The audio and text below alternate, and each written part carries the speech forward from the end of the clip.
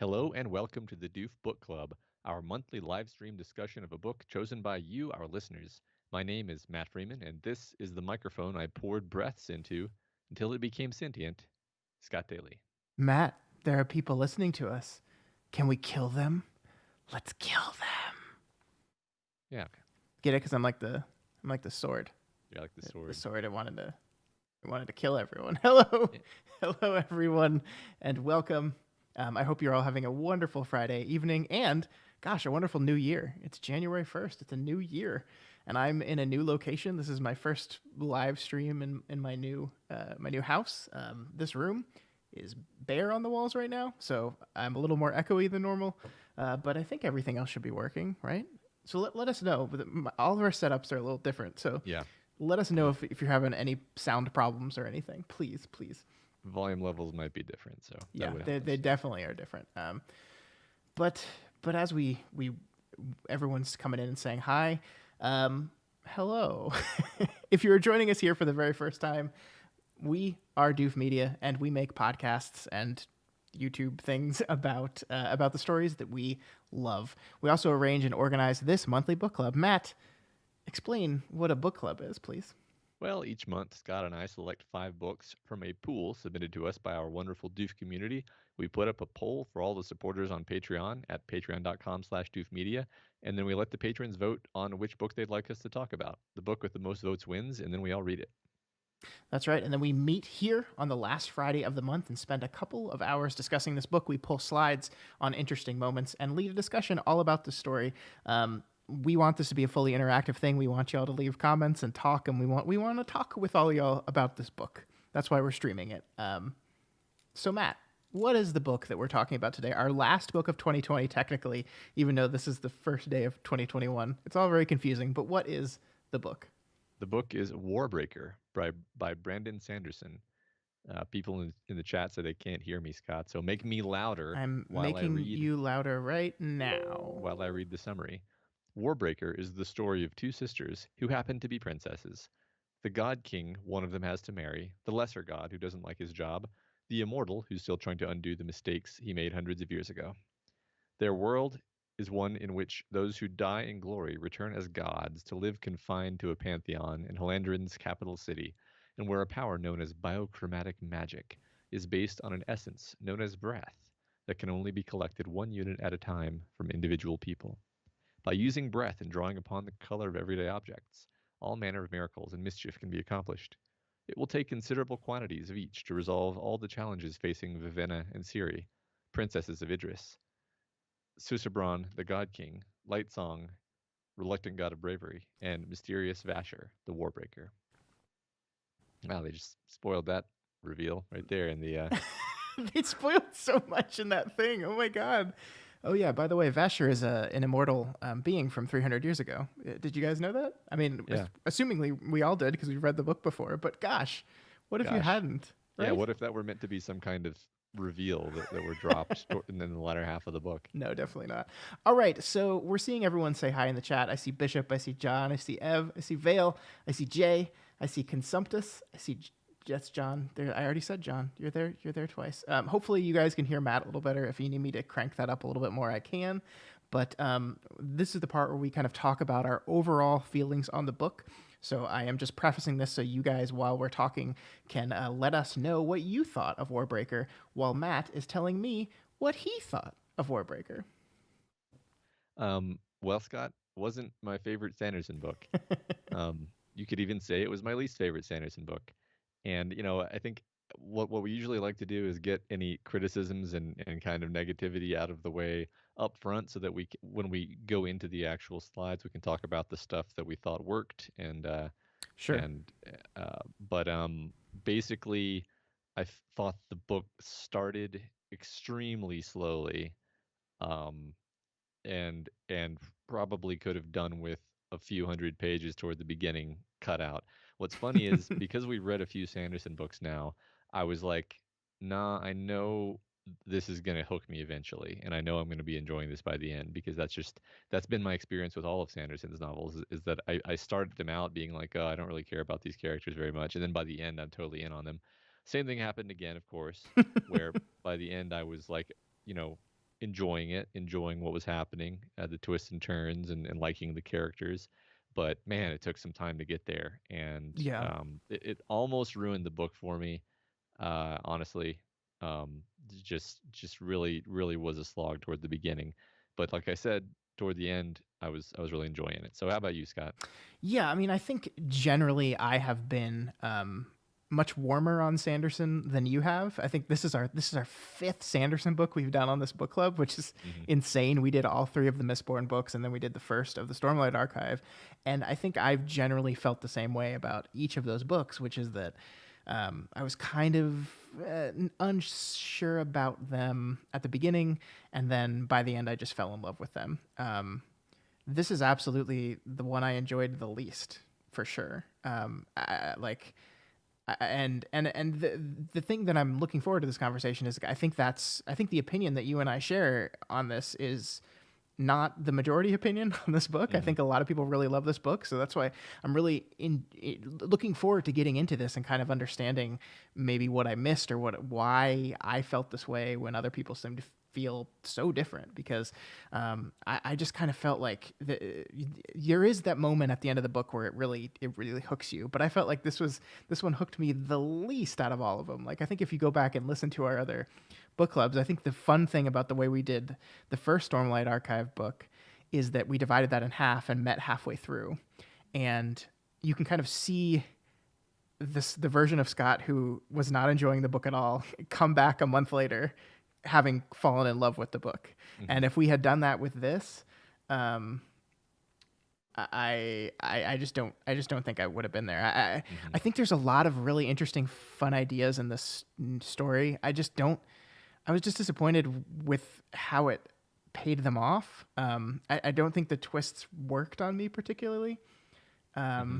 I don't know. Like I felt like this was some of the habits of his that we've talked about disparagingly in the past, like kind of all compounded into one novel. That's how I felt.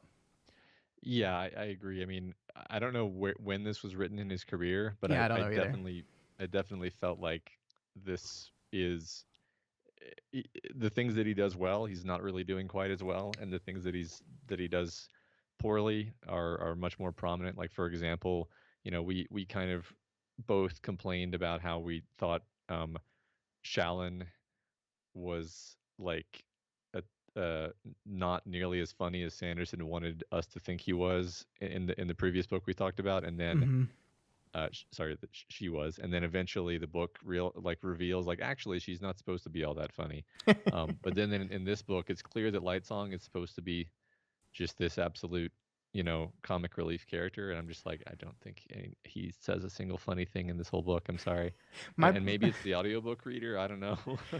Yeah, I have a real love hate relationship with Lightsong for sure. Like there were parts of the novel that I really fell in love with that character, and there are parts of it where I was like, I get it, he's clever. Like we just did it over and over again Yeah. for like 200 pages. Yeah, I mean, I'm seeing in chat like we do have a little bit of mixed opinions. Like I think Jay and John are saying that most Sanderson fans rate this as one of his best, if not his best novel.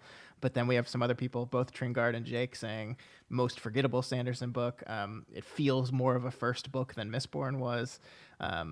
Yeah, so I think there is some mixed opinions about this, Mhm. and I hope we get to dive into what I think are the real strengths of this book, because I absolutely think they're there. Yeah. I think once again Sanderson creates a fascinating world, and I think one of my disappointments with the story is that I wanted to explore parts of it more. I wanted parts of it more to be more thematically impactful, and it just didn't seem like he wanted to go there. Hmm. But we'll get Yeah, I into think that as we go.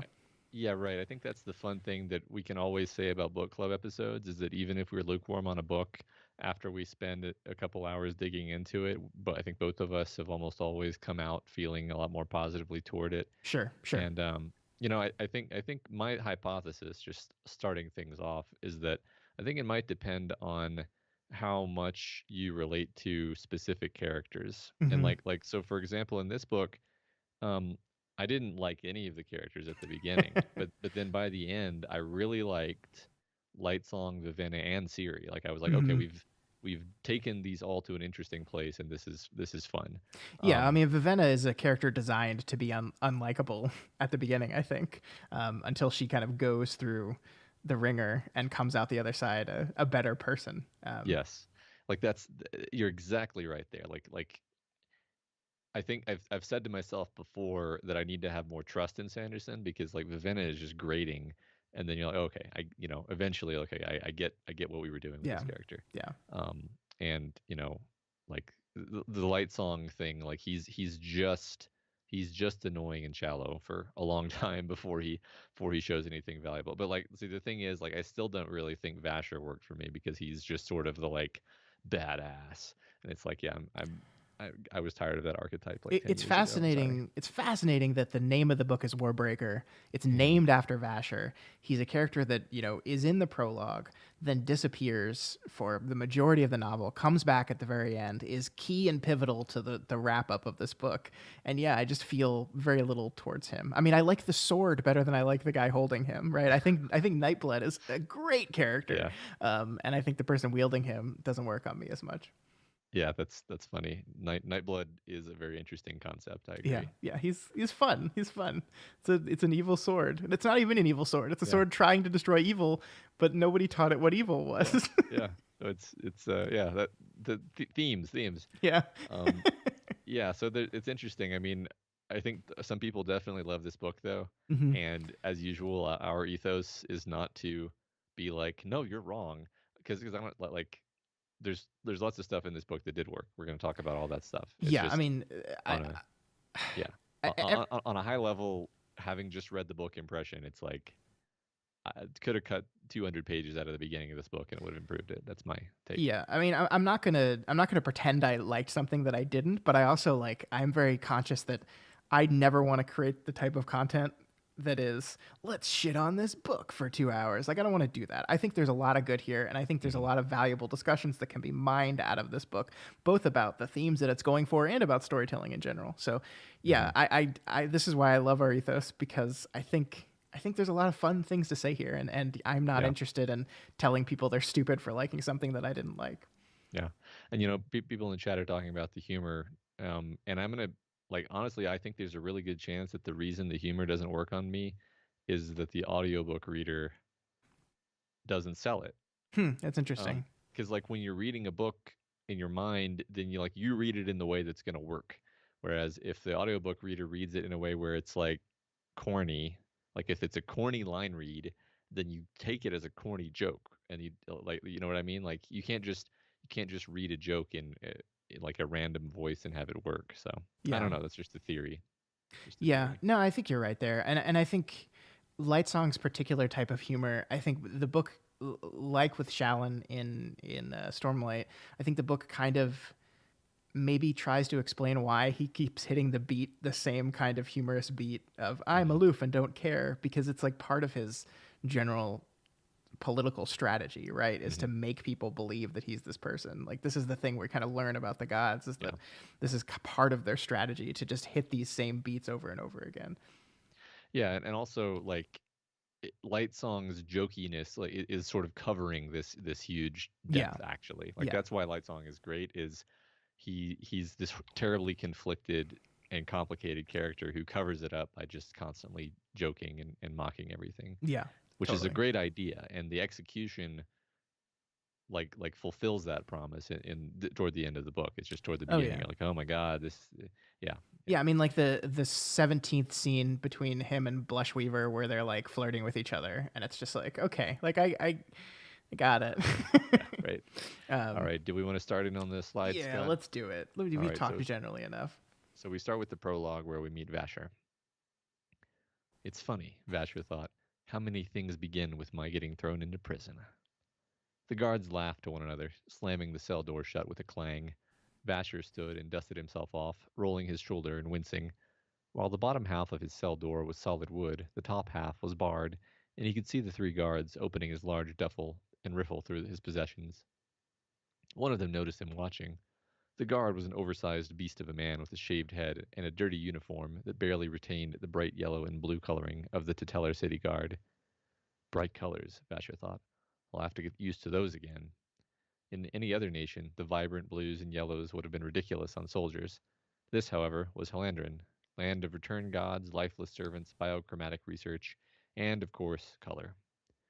The large guard sauntered up to the cell door, leaving his friends to amuse themselves with Vasher's belongings. They say you're pretty tough, the man said, sizing up Vasher. Vasher did not respond. The bartender says you beat down some 20 men in a brawl. The guard rubbed his chin. You don't look that tough to me. Either way, you should have known better than to strike a priest. The others, they'll spend a night locked up. You, though, you'll hang, colorless fool. You ignoring me? The guard asked, stepping closer to the doors. The colors of his uniform brightened, as if he'd stepped into a stronger light. The change was slight. Vasher didn't have much breath remaining, and so his aura didn't do much to the colors around him. The guard didn't notice the change in color, just as he hadn't noticed back in the bar, when he and his buddies had picked Vasher up off the floor and thrown him into their cart. Of course, the change was so slight to the unaided eye that it would have been nearly impossible to pick out. All right, Matt, prologues.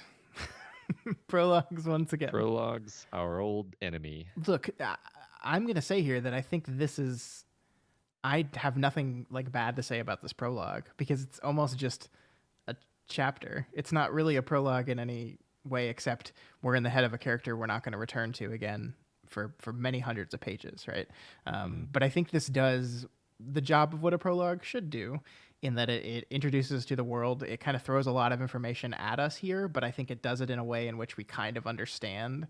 Like there are phrases here that don't mean anything to us, like land of returned gods, lifeless servants, biochromatic research, and color. So we learn a little bit about the breath system. We learn returned gods means nothing to you at this point. Lifeless servants means nothing to you. But those are also words that we know. So like while we don't understand what they mean in context, we at least know, okay, so they have some sort of lifeless servant. They have some gods that are returned some way. We learn quickly that biochromatic research is just breath. And we get the basics of that system and how it works. And while I think the book will continue to like reintroduce new wrinkles into that system, we get just the basics of it, enough to understand. So from my I hate prologues perspective, I think this was mostly a harmless prologue. Yeah, I mean, for Vasher, who's going to be a continuing character in the story, it sort of is just the first chapter, which centers on Vasher. Yeah, I mean, and it's definitely a very Sanderson thing to begin with a heavy emphasis on the magic system. Yes, we're talking less about giving you a sense of character and setting, more about giving you a sense of like what is the magic system of this world. There's a few touches of character here. We get that, Vasher is this rough and tumble kind of brawler, something magical going on with him. You can tell that just from this first page. But we spend really most of the word count talking about colors, talking about these subtle implications of the magic system. And really, I think like the point of the prologue could be even said to be like draw the basic strokes of how the biochromatic breath magic works, because obviously that's important to understand going forward. And really a very Sanderson way of starting off a book, actually. I also think that he, and this is probably an overgeneralization that I can't back up with fact, but I'm going to say it anyway. I think he feels like he can be a little more expository with the magic system inside of the structure of a prologue. Like, I feel like in the novel proper, he would need to set up a scene in which one character was explaining the magic system to another character. Whereas here in the prologue, he can just explain it to us via narration because it's the prologue, and I'm a little looser to separate my narrative voice from the intimate action of the scene. I feel like he just feels like he's allowed to do that more in the prologue, and it works. I think it does work here. So, yeah, it was not a bad prologue. No, not at all, not at all. And we've got some new people joining us a little late. Hey, Sisbon. Hey, Banana. Welcome. Hey, Jess. All right. Anything else you wanted to say about the prologue or Vasher in general? I don't think. Well, we do have another Vasher chapter slide, so we'll circle back to Vasher as a character a little bit later. But let's go to the opening words of the book proper and meet Siri, who is not going to activate my phone, right? Hopefully. Okay, good. We're Probably good. will. Hopefully, there's no I can't even say it because my phone won't talk to me. There were great advantages to being unimportant. True, by many people's standards, Ciri wasn't unimportant. She was, after all, the daughter of a king. Fortunately, her father had 4 living children, and Ciri, at 17 years of age, was the youngest. Fafin, the daughter just older than Ciri, had done the family duty and become a monk. Above Fafin was Ridger, the eldest son. He would inherit the throne. And then there was Vivenna. Ciri sighed as she walked down the path back to the city.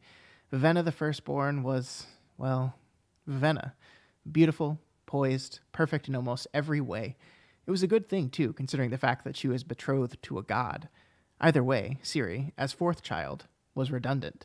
Vivenna and Ridger had to focus on their studies. Fafin had to do her work in the pastures and homes. Ciri, however, could get away with being unimportant. That meant she could disappear into the wilderness for hours at a time. People would notice, of course, and she would get into trouble, yet even her father would have to admit that her disappearance hadn't caused much inconvenience. The city got along just fine without Ciri. In fact, it tended to do a little better when she wasn't around. Unimportance. To another, it might have been offensive. To Ciri, it was a blessing. She smiled walking into the city proper. She drew the inevitable stares. While Bevelis was technically the capital of Idris, it wasn't that big, and everyone knew her by sight. Judging by the stories Ciri had heard from passing ramblemen, her home was hardly even a village compared with the massive metropolises in other nations. She liked it the way it was, even with the muddy streets, the thatched cottages, and the boring yet sturdy stone walls. Women chased runaway geese, men pulled donkeys laden with spring seed, and children leading sheep on their way to pasture. A grand city in Zaka, Hudris, or even the terrible Halandrin might have exotic sights, but it would be crowded with faceless, shouting, jostling crowds and haughty noblemen. Not Ciri's preference. She generally found even Bevalis to be a little bit busy for her. Still, she thought, looking down at her utilitarian gray dress, I bet those cities have more colors. That's something I might like to see. All right, so here's our, not one of our protagonists. Yeah, the fact that she's the one that we start the book off with, you might call her the protagonist. She has sort of a yeah, I mean, I think her and Vivenna are sort of tied in terms Yeah. of having the classic um sort of hero's journey, sort of growth arc or coming of age arc is perhaps a Yeah, better way of saying it. and it's interesting in the ways in which they arc past each other. And we'll talk about that. I think there's a slide that kind of demonstrates exactly what Sanderson's doing with that coming up. But yeah, I mean, it's interesting. Obviously, like the big word. Like I feel like sometimes Sanderson like assigns a character a word that he beats home over and over again, and Ciri's is unimportant, right? Like this is the thing that even in this slide right here, I think the word unimportant is said 3 or 4 times to really hammer home that this is the word. Ciri is the one who is unimportant and is fine with her unimportance. And of course, what the story will do is take that concept and say, nope, just kidding. And then with Vivenna, it'll do the exact opposite.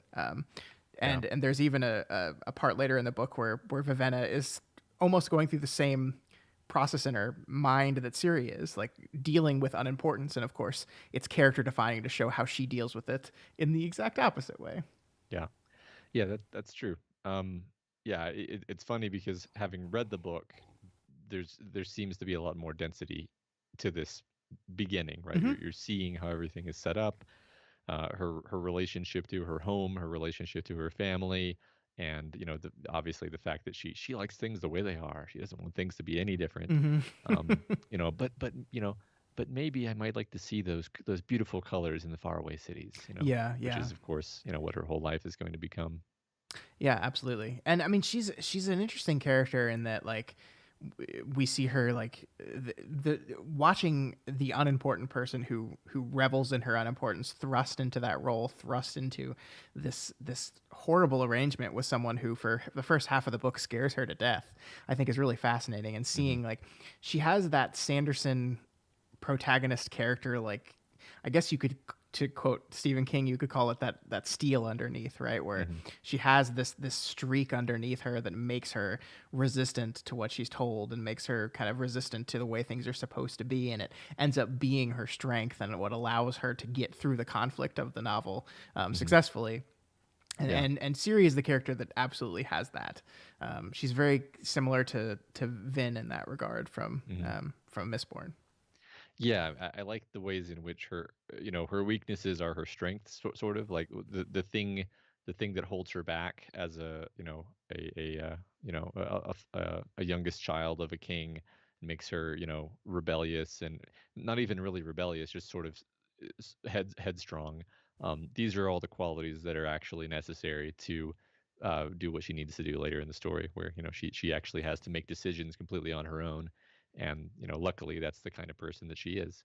Yeah, and I Um, mean, I think it is fascinating that by the end of the novel, like there's all these moments where her father sends her, and you're kind of told at the beginning it's because he loves his eldest daughter more and he doesn't want her to mhm. die, and you're like, wow, that's fucked up. And then like Yeah, throughout the novel, I think there's like hints and people trying to think that maybe there was some other kind of yeah, strategy to there it. was a plot. Right. uh, And so in the back of your head, you're like, okay, maybe there actually was. Maybe like Sanderson just hid his true motive from us when he sent Siri. And it's like, no, it was actually just he yeah, just really loved his eldest daughter and yeah, didn't want her to die. yeah, didn't But care very much about Siri because she didn't listen, and yeah. seemed useless. Turns out she was actually very competent.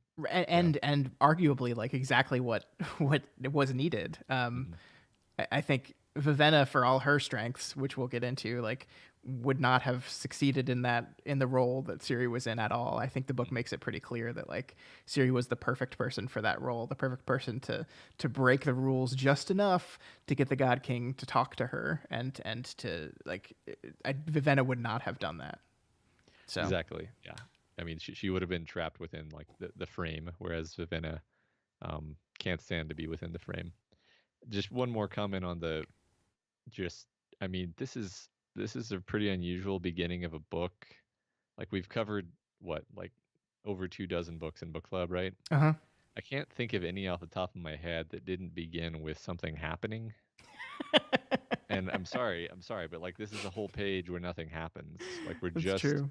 we're just in Siri's head, um musing. We're just idly musing. We don't even know where she is Mm-hmm. until like 6 paragraphs in. It says she's walking into the city proper. Mm-hmm. So it's really, really unusual. I'm saying unusual instead of other words I could say. I don't like it personally. I don't like it as a beginning for a book, because I'm just like, what? Why should I care about this? Like, this is not hooking me at all. But like I said, eventually I come around. Sure, sure. I think that's fair. I mean, I think the prologue is almost meant to be the hook, and then Hmm. you just kind of you're. I think you're invested now. Therefore, I'm gonna slow roll these opening scenes. Hmm. These the first 100 pages. I think not a lot happens. A Hmm. lot's being set up, but not a lot happens. Yes, I think, was it Vonnegut who said that you should start a story as close to the ending as you can get away with? Yes, yes. I think this book might have benefited from that. But Fair, anyway, fair. All right. Do you want to meet our god character? let's do it. It's you, right? Our God character. In the center of the room was a child. Why does it always have to be a child? Lightsong thought. Larimar and the servants waited. Lightsong stepped forward, and the little girl glanced to the side where a couple of priests stood in red and gold robes. They nodded encouragingly. The girl looked back toward Lightsong, obviously nervous. Here now, Lightsong said, trying to sound encouraging. There's nothing to fear. And yet the girl trembled. Lecture after lecture, delivered by Larimar, who had claimed that they were not lectures, for one did not lecture gods, drifted through Lightsong's head. There was nothing to fear from the returned gods of the Helandrin. The gods were a blessing. They provided visions of the future, as well as leadership and wisdom. All they needed to subsist was one thing: breath. Lightsong hesitated, but his weakness was coming to a head. He felt dizzy. Cursing himself quietly, he knelt down on one knee, taking the girl's face in his oversized hands. She began to cry, but she said the words, clear and distinct as she had been taught. My life to yours, my breath become yours. Her breath flowed out, puffing in the air. It traveled along Lightsong's arm. The touch was necessary, and he drew it in. His weakness vanished, the dizziness evaporated. Both were replaced with crisp clarity. He felt invigorated, revitalized, alive. The girl grew dull. The color of her lips and eyes faded slightly. Her brown hair lost some of its luster. Her cheeks became more bland. It's nothing, he thought. Most people say they can't even tell that their breath is gone. She'll live a full life, happy. Her family will be paid for their sacrifice. And Lightsong would live for another week. Okay, so I like this. I like this idea. Yeah. Um, the whole notion of it, the idea that this is how their religion works, the idea that everybody's trying to convince themselves that they can be okay without the breath, but it's obviously not true. We'll find out later. Well, I mean, Um, it's so fascinating because at the same time, they're arguing that this thing is so valuable, and yet losing it is nothing, right? mhm, And so yeah, you can kind of see the inherent untruth in this, and I mean, we'll get into that in a sec, but mhm. Yeah, it's interesting. I mean, it's an interesting sort of like conceptual thing, and there's obviously kind of economic metaphors that tie into it, but oh like yeah, it's the sort of thing where if you have none of it, if you have zero breaths, then you're like more vulnerable to illness. Your perceptions are dulled. If you have just one breath, it's like okay, yeah, you can live a normal life. But if you have like many breaths, then you get access to like low key magical powers. If you have a ton of breaths, you get access to some pretty extreme magical powers. So yeah, it's kind of it's neat to me how it's like this was something that kind of struck me over and over in the story. Is like most power systems, it's like you either have it or you don't, and the more or like no that's not right. Like the more of it you have, the stronger you are, right? Like it's like a scale. There's like power scales, but this is like this has these things where there's like heightenings, and everybody has one breath, but they can give it away. Like I just thought this was very creative, and like it works as much more than a magic system. It also yeah. works as kind of an economic both system and metaphor. So I thought It that worked pretty well. it does, and I find it fascinating. I mean, our two main characters in the two sisters are characters that come from a religious belief system in which the breath is equivalent to soul, exactly Hmm. equivalent, and the idea of giving away your soul or hoarding souls is seen as abhorrent and disgusting. And a lot of the journey of Vivenna in particular is realizing that that's not exactly true, or that's a simplified version of how things work. I Hmm. do find it very interesting that I feel like the economic reality of this is not touched on too much by the book. Like it's hinted at. It certainly is hinted at it that, but like I feel like the end of the book doesn't really solve the central like critique of breath of the system around breath that the book is making. It just kind Hmm. of shrugs and it goes, okay. Hmm. Like the end of the book is literally Vivenna walking off with Vasher and saying like, oh man, it's going to be expensive to keep you around, huh? It was like, yeah, it is actually. Like, isn't that not a good thing? Right. Yeah, not only is it going to cost money, but it's going to cost this resource, which is people's souls, Yeah, basically. maybe their Yeah. soul. Yeah, the jury's out on that. But I mean, I do like. I can't wait to talk about Vivenna because I think the journey she goes through and what I think Sanderson is doing with her is fascinating. So I love that she goes from this very like idealistically pure, like this is inherently evil and bad and we should never do it, to understanding what the real world is and what Hmm. people must do to survive in that real world. I love it so much. Yeah. But I also think like on the other side of the coin is like there is room for a critique of the system that I didn't feel like Sanderson was that interested in doing. Or I mean, that's not entirely true because I think he is doing that, but it's definitely not the forefront of what the novel is, I Yeah. think. Well, also now, I might have missed this. I don't think I did. Like, do they ever say in the book that like the elderly or the very ill will routinely sell their breaths? I don't Because know. if so, sorry. I don't know. I'm not sure. Yeah.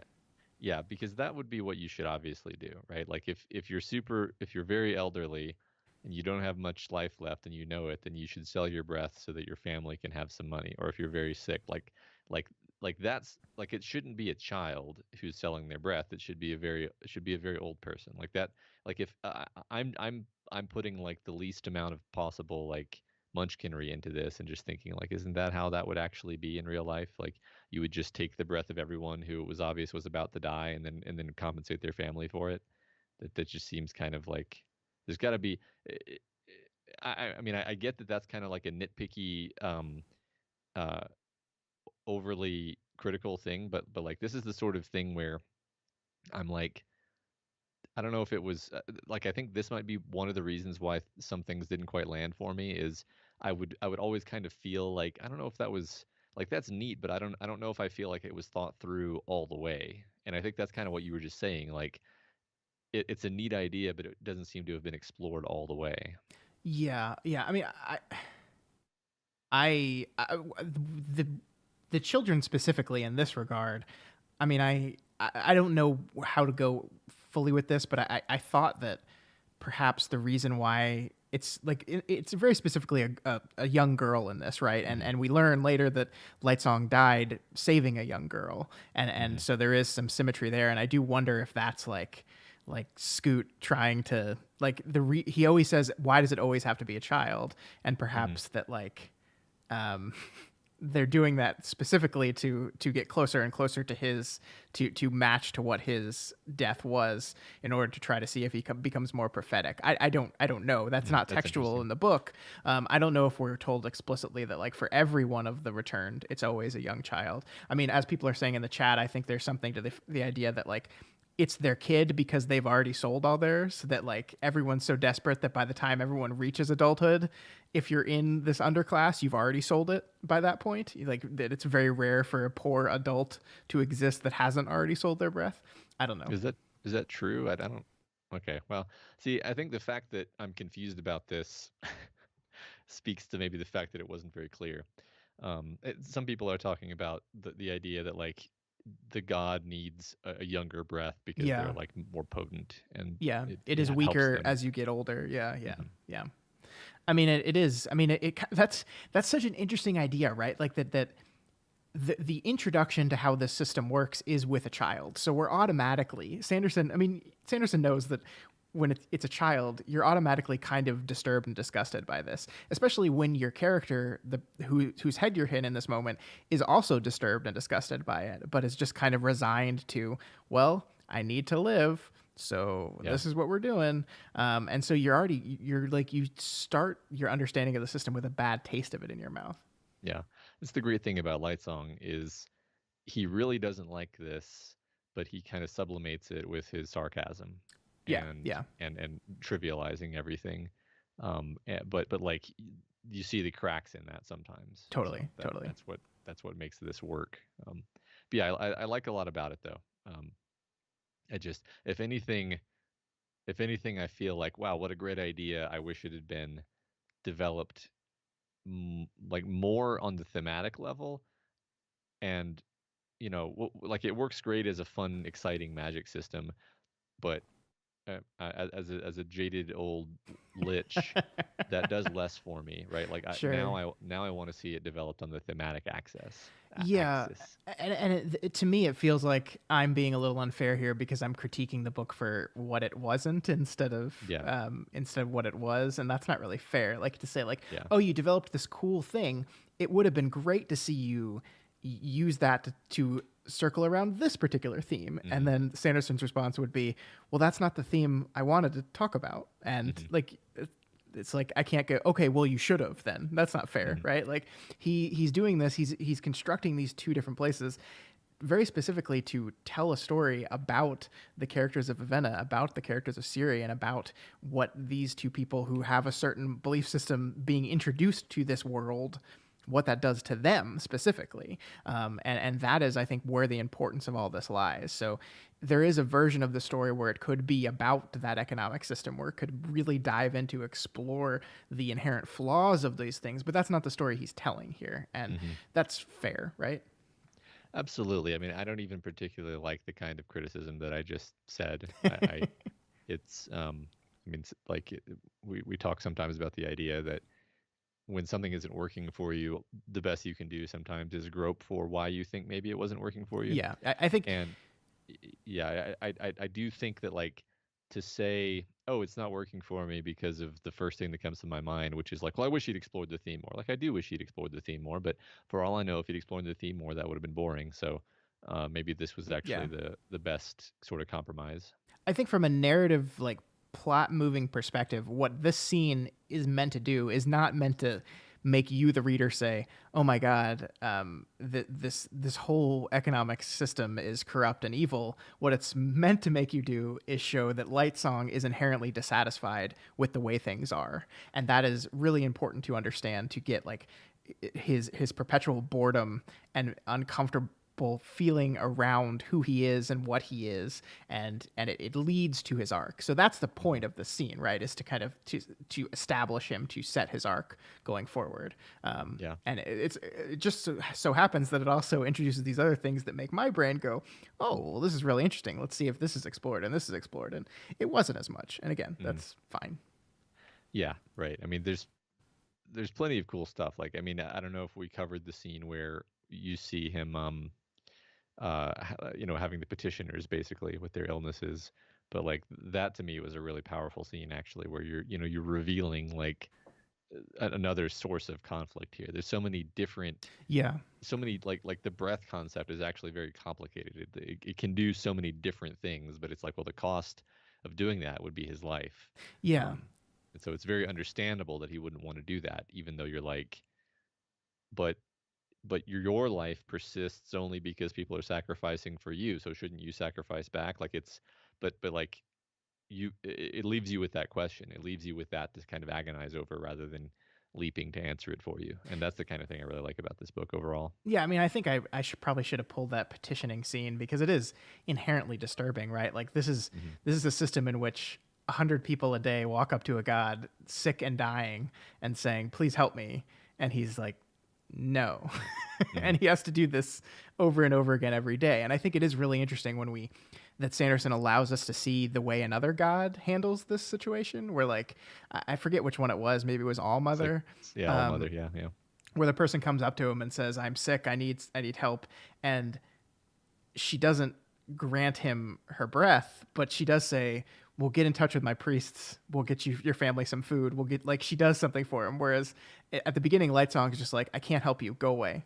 And like that's it, right? Yeah, exactly. And like I really like that scene a lot too, because he we don't even realize that was like an option, right? Yeah, Like, right. and until we see that scene, we're like, oh, Lightsong could have been like actually helping them solve their problems. Yeah, And like, no, man, that is a really great scene, because you think like, oh, she's great, like this is how they should all be. But then Lightsong takes her aside, and you basically see that she's like, we have to help them, or they will stop tolerating us and yeah, murder us. And you're yeah. like, oh, so she's just doing it out of fear, actually. So Yep, like yep. that was a really interesting twist, where like nobody is really the god that everyone wants them to be, right? And I guess until, except for Lightsong in his last moment, in a way. Yeah, totally, totally. All right, let's meet Bluefingers, who ends up being our antagonist. Actually, we don't learn that till the very end, but he is our antagonist. "As you might guess," the man said, "we're on a very tight schedule. There's much to do, and I would like all this to go as smoothly as possible." Siri frowned. "And who exactly are you?" The man glanced at her, causing her to duck down beneath the suds a little more. Her hair was as bright red as it had ever been. "My name is Havarsith, but everyone just calls me Bluefingers." He held up a hand and wiggled the fingers, which were stained dark with blue ink from writing. "I am head scribe and steward to His Excellence Grace Susabron, God King of Halandrin. In simple terms, I manage the palace attendants and oversee all servants in the court of gods." He paused, eyeing her. "I also make certain that everyone stays on schedule and does what they are supposed to do." Some of the younger girls, wearing brown like the ones bathing Siri, began bringing pitchers of water to the side of the tub, and the women used these to rinse Siri's hair. She turned about to let them, though she tried to keep a waterlogged eye on Bluefingers and his serving boy. "Now," Bluefingers said, "the palace tailors are working very quickly on your gown. We had a good estimate of your size, but final measurements were necessary to complete the process. We should have the garment ready for you in a short time." The serving women doused Siri's head again. "There are some things we need to discuss," Bluefinger continued, voice distorting by the water in Siri's ears. "I presume you have been taught the proper method of treating His Immortal Majesty." Siri glanced at him, then looked away. She probably had been taught, but she didn't remember. In either way, she wasn't in a frame of mind to concentrate. Ah, Bluefinger said, apparently reading her expression. Well then, this could be interesting. Allow me to give you some suggestions. And then he goes on to scare the shit out of her Yep, by yep, yep, yep. basically implying that if she like slightly offends the God King, then he might just have her killed. Uh huh. Um, which is great. And yeah, the other thing about this scene is I'm pretty sure that as I was listening to it, I was like, yeah, okay, Sanderson's going out of his way to make Bluefingers seem avuncular and harmless, so he's probably the antagonist. Well, I mean, it's clear that in a fantasy novel, any character that has finger in their name is probably going to be a bad guy. That's a good point, also. So, Yeah. And then, of course, at a certain point, the book makes the point that, like, the people who are actually in power are the people who are like the intelligentsia, not the gods. Which is he's basically the head of, the whole palace. You know, priest structure in a certain sense. So yeah, I mean, he is, but also he's not. I mean, this book has so much to say about religion. Surprise, surprise, Brandon Sanderson uh, thinks about religion a lot and frames a lot of his stories on the religious aspects of them. Um, I do think it's really interesting the way Bluefingers kind of uses uh, the character's biases and perhaps the reader's biases, like the automatic assumption that yes, the priests must be evil because they're priests and priests are corrupt and evil religion, right? And that ends up not being exactly true. There is corruption within the system, of course, but it is not on that priest level. I mean, they are hiding things and doing things, but they have their reasons for it, and those reasons aren't entirely justifiable, but they are not the bad guys we are led them to believe. And I kind of fell into this hook, line, and sinker because, like, of course it's the priest class that must be the secret bad ones, right? yeah, well, in fact, the book seems to go really far down the path of like all of our characters are like, yeah, it's the priests. The priests are behind it all. That like we've kind of cottoned on to it before the characters do, but then they catch on, and then it's actually I thought it was a pretty effective moment when it's like, no, actually it's not nearly as nefarious as you're imagining. There's just this basically ethnic faction that has infiltrated the priesthood that's doing this elaborate um, Xanatos Gambit. hmm And yeah, like I admit that I was, successfully tricked. Although I was very suspicious of Bluefingers specifically. So. I went back and forth on him, man. I was suspicious and then I wasn't, and I was. I think Sanderson really dragged me around with him exactly the way he wanted to, where I kept going back and forth. Um, he's a fun character. I'm glad you pulled a slide on him here because I think he's an interesting character. That, like, the thing that's so fascinating is that he chooses to do this thing where they are this underclass of people, this former kingdom, not exactly like Idris, but not entirely dissimilar, that was kind of subsumed by this empire, by this kingdom, and hey, they just want their own, they just want their freedom, they want their, like, and so, like, while what they're doing is reprehensible, like causing these two peoples to go to war with each other, to guarantee that as reprehensible, you kind of, like, their motivations make sense. And I thought that was pretty fascinating to do that. Like, this isn't like, I feel like a lot of the Mistborn plots, there was always like some dark evil behind everything, and this was just, hey, we just want kind of independence, we want respect, we want we want to be our people. And it's so fascinating that the book kind of falls into the same trap that everyone in the book does, which is consider this group of people like so immaterial that, like, it doesn't spend a lot of time defining who they are as a people. We just know that there's some other kingdom that was kind of subsumed by this great kingdom, and they don't worship the God King as a god, but they're still subservient to him. They're under his banner, whatever. So I mean, like, we don't spend a lot of time learning who these people are, which is why I think also it surprised me so much that this is what the antagonist was. This is the center of the plot. It kind of does sneak up on you. Yeah, I like the scene that this is all framed within, also, where they've taken Ciri, into the palace, and she's being like forcibly bathed and scrubbed, and she's really uncomfortable with the fact that this man is here, and he's just like really impatient with her, and then he's like, "Fine, I'll turn my back, I guess," or whatever it is that he does. And it just shows how low she is in the hierarchy of things, where Yeah. like even these priests are able to basically just push her around and Yeah. disregard her desires. Um, and despite the fact that she, at first maybe you think like, oh, she's gonna be like the queen, she's gonna have some power, and then it's like not really. They call her vessel, Oh which is yeah. Yeah. such a what's the word, like disrespectful, you know, um, like lowly title. Really, it's not. Yeah. It's not like she's not being exalted. She's just like, yeah, you're just the one who's the vessel for the next god.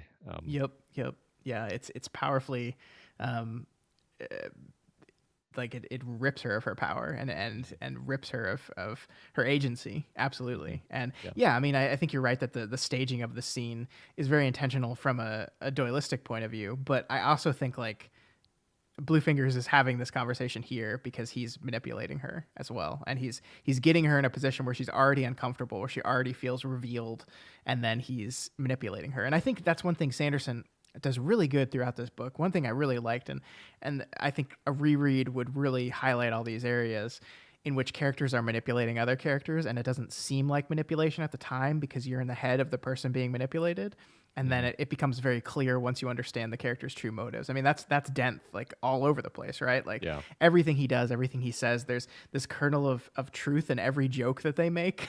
And I think just that's very, very well done. Yeah, I mean that might be part of like I do wonder if I might feel differently about this book if I did a reread, because a lot of the first part of the book is both Avena and Ciri, like you just said, being successfully manipulated Yep, yep. and not at all catching on, and you're not noticing either. So you're just like nothing's happening, and it's like, well, actually a lot is happening. You and the character are just failing to notice it, and I think on a reread it might come across very differently potentially. I think so. I do think so. I mean, that's a challenging thing to do, right? Where you have to kind of set up. Like, I mean, I think we'll get to it in a slide or two, but like you have to kind of set up what it appears like the plot of the book is going to be from the perspective of the protagonist, where that's actually a lie.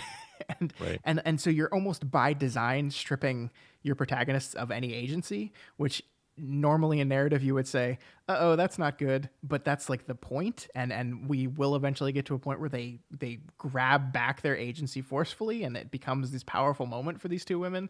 But yeah, then you have 200 pages where they just have none of it at all, that they're just kind of being led around and manipulated by everyone, and even the ones that think they have agency don't. Hmm. Yeah, yeah. I don't know if I will reread it, but the more I think about it, the more it sounds like this might have been even a book that was kind of designed to be something where you finish it and you're like, oh, I want to reread that and understand, Yeah, yeah, notice what Denth was doing, and notice what Bluefingers was doing better. yeah. You know. Yeah, John says Bluefingers is the hero of his own story. That's absolutely true. He's the perfect character for that. Yeah, and Jess says Vessel is such a horrible name to call someone. Yeah, I think the most shocking thing about that to me is that she never like pushes back on that name ever. Like throughout the entire book, she never says like, "Hey, don't call me that." And I think that's perfect because it just shows how like terrified and out of control she is in this system, right? Where like she's so afraid to push back on that, on just that simple demeaning term, because she has no agency in this whole thing. And then, I mean, it did successfully make you feel, when she starts doing, I don't remember what the exact specifics, but like there's the scene where she basically summons one of the high priests to her, and he's like super annoyed, but then she like manages to kind of turn the tables on him, and it's like, oh, this is great. Like we it felt earned. It felt earned in large part because she had to kind of struggle so much to get there, and Yeah, it was so hard for her to do. yeah, So that worked. Like that, I think it's funny that like the fact that the beginning of the book is so frustrating in a weird way helps the second half feel even more satisfying, because you're like, yeah, finally they're finally coming into their power, yep, and yep, that's fun. yep, Um, definitely. John in the chat is pointing out that the lifeless that the mercenary crew uses is Arsteel's body, that the body of their dead friend, Yeah, which I think I guessed, but I wasn't 100% sure on. they never Um, come right out and say it, right? But I think yeah, that's I came to the same conclusion. Yeah. yeah, yeah. Um, I think, and there's that wonderful line. I think they say a little bit later that like he should be good. What with the price we paid to get him, and that's a funny line in context because like you think they just met the monetary price, but what they're actually saying is the price they paid to get them is they lost their friend. Yeah. That Yeah. It, yeah. Now that I think about it, it really has to be because he's portrayed as being like exceptionally good at fighting, Yeah. and it's like in a way where it's like, well, he has to have been someone important in his life then. So, Yeah. shall we move on? Sure, yeah. Just one more thing. Sithspawn points out that something we haven't said is that this book was released serially for free on his webpage, and then eventually kind of compiled once it was done into a published novel. So, and I saw people talking earlier that actually the web version was longer at first, and it was edited down when it was released on book. And I wonder if some of the things we're complaining about were in that original draft that was edited down. I don't know. Yeah, that's really interesting. I'm definitely interested in that process. I wasn't aware of that, Mm-hmm. particularly because we cover so many web serials. I'm sort of fascinated by this like conjunction of web serials and novels. I think you and I have often said like I love to see, everybody wants to see the published version of Worm, right? Oh yeah. But it's like that always opens up this huge discussion amongst fans where it's like, well, what does that mean exactly? What do you cut out? Sure, And it's sure. like, okay, well, that's like the web serial version of Worm is its own thing. If you were going to make a book, it would have to be a whole different thing. You So, could almost even call it an adaptation, yeah, adapted by the author himself, but still yeah, an adaptation. Yeah. basically, yeah. All right, next slide. So here Vivenna gets the breath of her spy Limix. Come here, she said, nodding to a stool beside her. Dent approached reluctantly. You know, Princess, he said, sitting, if you give me that breath, then I could just run off with it. I'd be a wealthy man. You wouldn't want to put that kind of temptation into the hands of an unscrupulous mercenary now, would you? She hesitated. If he runs off with it, then what do I lose? That would solve a lot of problems for her. Take it, she ordered. He shook his head. That's not the way it works. Our friend there has to give it to me. She looked at the old man. I. She began to command Limix to do just that, but she had second thoughts. Astra Astra wouldn't want her to take the breath, no matter what the circumstances. A man who took breath from others was worse than a slaver. No, she said. No, I've changed my mind. We won't take the breath. At that moment, Limix stopped his mumbling. He looked up, meeting Vivenna's eyes. His hand was still on her arm. My life to yours, he said in an eerily clear voice, his grip tight on her arm as she jumped back. My breath become yours. A vibrant cloud of shifting iridescent air burst from his mouth, puffing toward her. Vivenna closed her mouth, eyes wide, hair white. She ripped her arm free of Olimix's grip, even as his face grew dull, his eyes losing their luster, the colors around him fading. The breath shot toward her. Her closed mouth had no effect. The breath still struck, hitting her like a physical force, washing across her body. She gasped, falling to her knees, body quivering with perverse pleasure. She could suddenly feel the other people in the room. She could sense them watching her. And, as if a light had been lit, everything around her became more vibrant, more real, and more alive. She gasped, shaking in awe. She vaguely heard Parlin rushing to her side, speaking her name.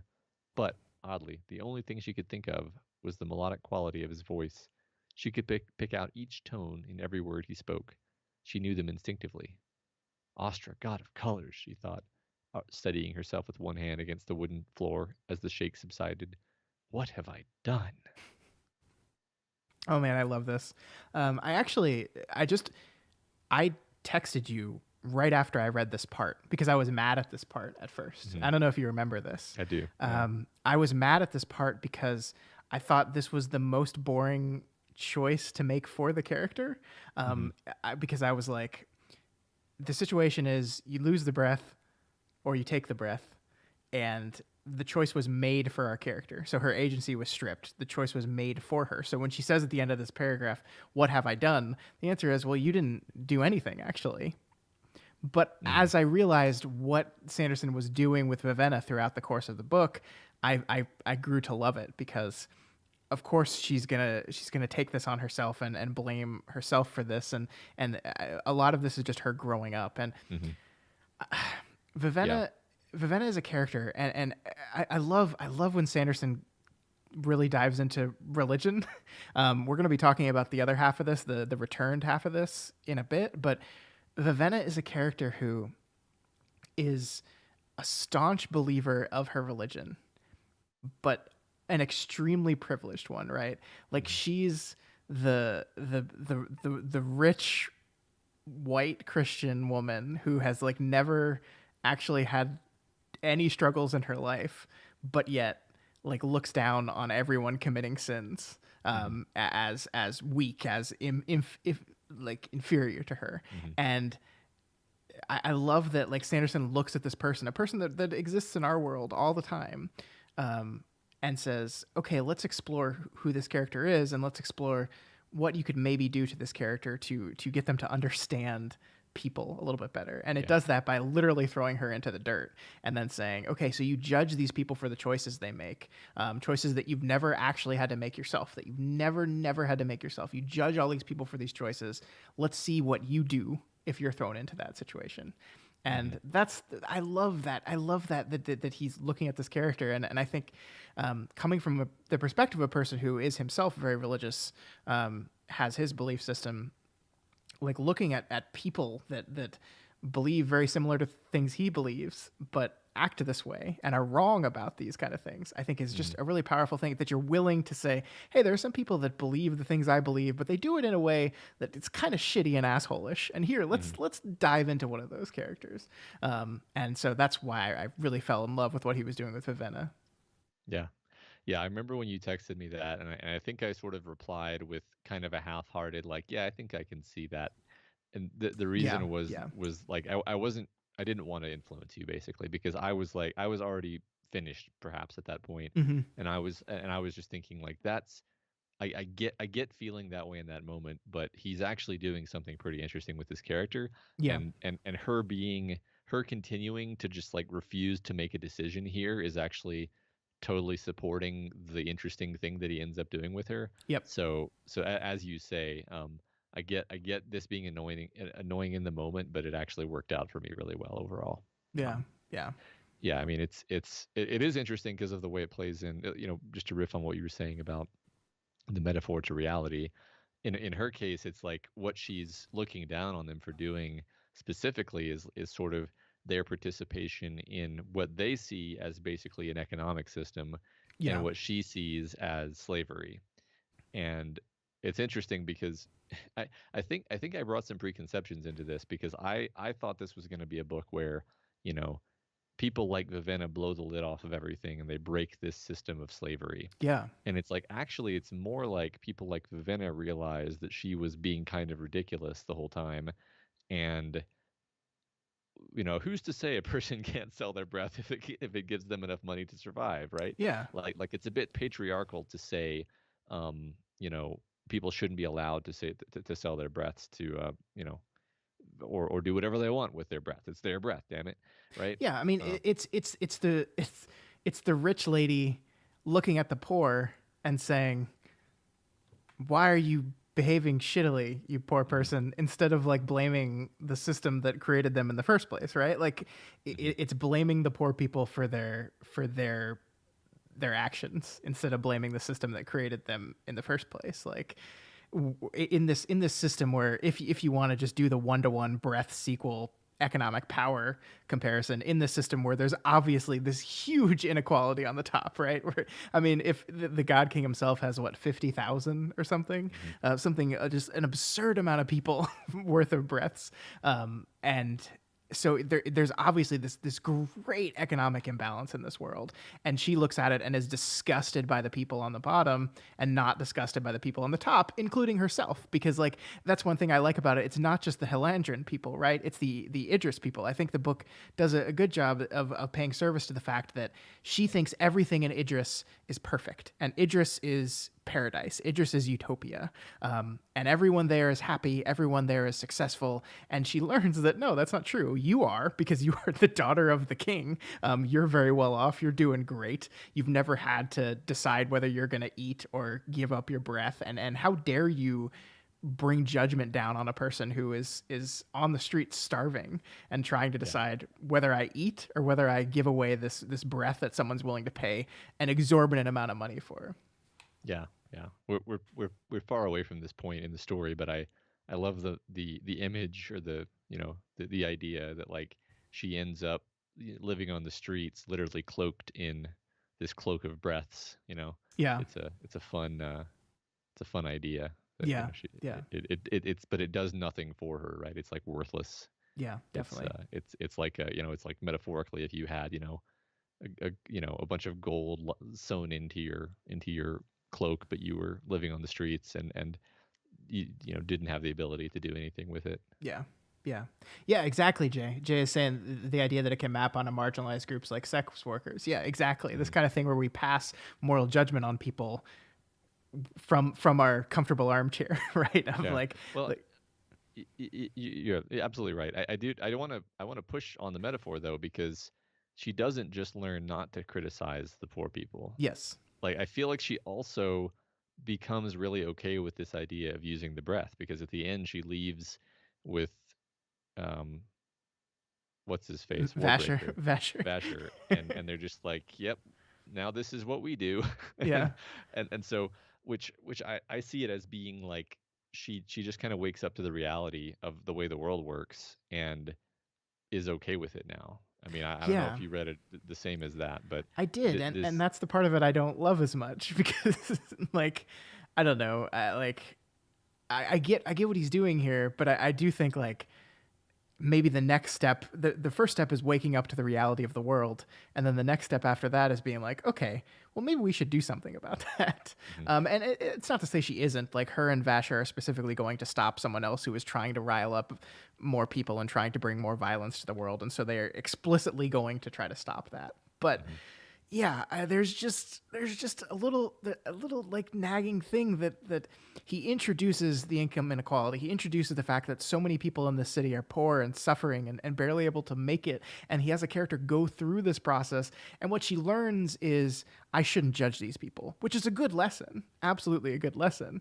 But it doesn't go beyond that to saying, okay, maybe we should try to like fix that system. Like, I mean, perhaps we can be hopeful and say that with the God King kind of assuming his role in a much more active place and having Siri at his side would perhaps lead to reform in the city generally, and things will change. Maybe I don't know. The book doesn't say whether or not that is going to happen or not. Mhm. Yeah, I don't know. There's lots of interesting wrinkles in Yeah. in this, because like the breaths are not money. The breaths are Bitcoin. Um, or more, the breaths are a commodity, is a better way of putting it. I did not Um, think we'd be talking about Bitcoin on this one, but sure. I got to bring Bitcoin into every discussion about books. Um, but yeah, like the breaths are a commodity that is correlated with wealth, and basically serve as a store of wealth, but you can't eat them, right? Hmm. So like I don't know, I don't necessarily know where I'm going with this. It's just like they do confer magic powers, but the magic powers are actually pretty limited. Hmm. Um, what they really are is kind of a commodity that people trade between each other. Yeah, definitely. Um, so yeah, I don't know. It's interesting to Yeah. think, because it's not. It doesn't like, to me. It doesn't really necessarily work as a metaphor for like money. It's like, well, that's not the way money works. That's yeah. I don't know. I don't know. Yeah. It's interesting to think about. Only if like every human being was born with a dollar in their hand. And then like could give it away, but then like, yeah, No, it doesn't I even don't know. work. I It doesn't think work. Yeah. Trinkard said something earlier that was basically like there is a lot of economic stuff going on here, but he's specifically building this culture to comment on it from the religious aspect of it. That is unsurprisingly what Brandon Sanderson is most interested in exploring, and that's very true. Mhm. So he just doesn't spend as much time with the economic side, which I feel like we've talked about this a lot. So maybe we should. No, no, because I just realized the breath is actually the spice, because Oh, it extends life, there you go. which There you go. is pretty goddamn valuable, actually. The breath must flow. The breath must flow. Yeah. I don't. You're right, though. We'll move on, and we'll just leave the Bitcoin spice comparison as an exercise to the listener. Yeah, Jay says it does still work as a metaphor for vitality. The idea that it affects your immune system and yeah, enhances life. So yeah, I think it's spice. It's spice. Yep. Mhm. You're right. All right. Let's also talk about more religion stuff, shall we? Yeah. Because here we have Lightsong arguing about theology. It's raining, Lightsong noted. Very astute, Your Grace, Larimar said, walking beside his god. I'm not fond of rain. So you have often noted, Your Grace. I'm a god, Lightsong said. Shouldn't I have power over the weather? How can it rain if I don't want it to? There are currently 25 gods in the court, Your Grace. Perhaps there are more who desire rain than those who don't. Lightsong's robes of gold and red rustled as he walked. The grass was cool and damp beneath his sandaled toes, but a group of servants carried a wide canopy over him. Rain fell softly on the cloth. In Tutelar, how do you pronounce that? I've never heard Tutelar. Yeah. Tutelar. It's really just Tutelar? Okay. Yep. In Tutelar, rainfalls were common, but they were never very strong. Lightsong would like to have seen a true rainstorm, like people said occurred out in the jungles. I'll take a poll then, Lightsong said, of all the other gods. See how many of them wanted it to rain today. If you wish, Your Grace, Larimar said. It won't prove much. It'll prove whose fault this is, Lightsong said. And if it turns out that most of us want it to stop raining, perhaps that will start a theological crisis. Larimar, of course, didn't seem bothered by the concept of a god trying to undermine his own religion. Your Grace, he said, our doctrine is quite sound, I assure you. And if the gods don't want it to rain, yet it still does? Would you like it to be sunny all the time, Your Grace? Lightsong shrugged. Sure. And the farmers? Larimar said. Their crops would die without the rain. It can rain on the crops, Lightsong said, just not in the city. A few selective weather patterns shouldn't be too much for a god to accomplish. The people need water to drink, Your Grace, Larimar said. The streets need to be washed clean. And what of the plants in the city? The beautiful trees, even this grass that you enjoy walking across, would die if the rain did not fall. Well, Lightsong said, I could just will them to continue living. And that is what you do, Your Grace, Larimar said. Your soul knows that the rain is best for the city, and so it rains, despite what your consciousness thinks. I love this. This is great. This is Sanderson's solution to theodicy and the problem of evil. Is that God wants what's best for everyone, which is sometimes bad for some people. Yeah. I mean, this absolutely fits into his worldview, and I mean, like, Lightsong's journey is a journey of understanding that his religion is real.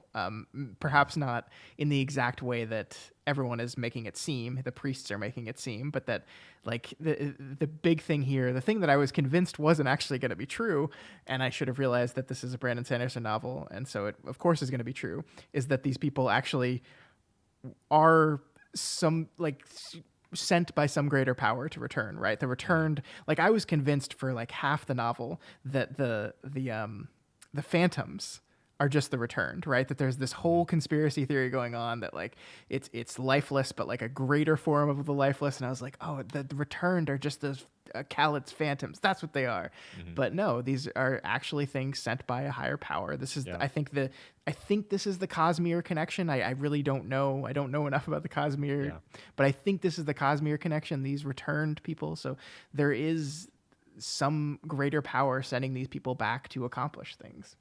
Actually,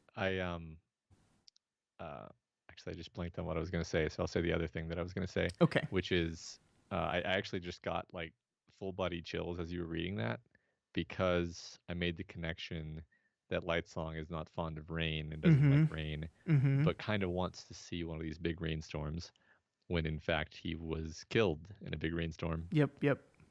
And I didn't get that, I didn't connect that to this moment until now. That's really cool. I think one of the fun things about rereading this would be seeing Scoot's reaction to Lightsong every time he strays like close to lining up precisely with who he was before and what happened to him to lead to his death. Because he retains this constant straight line cool, but on the inside, he's got to be like, oh my god.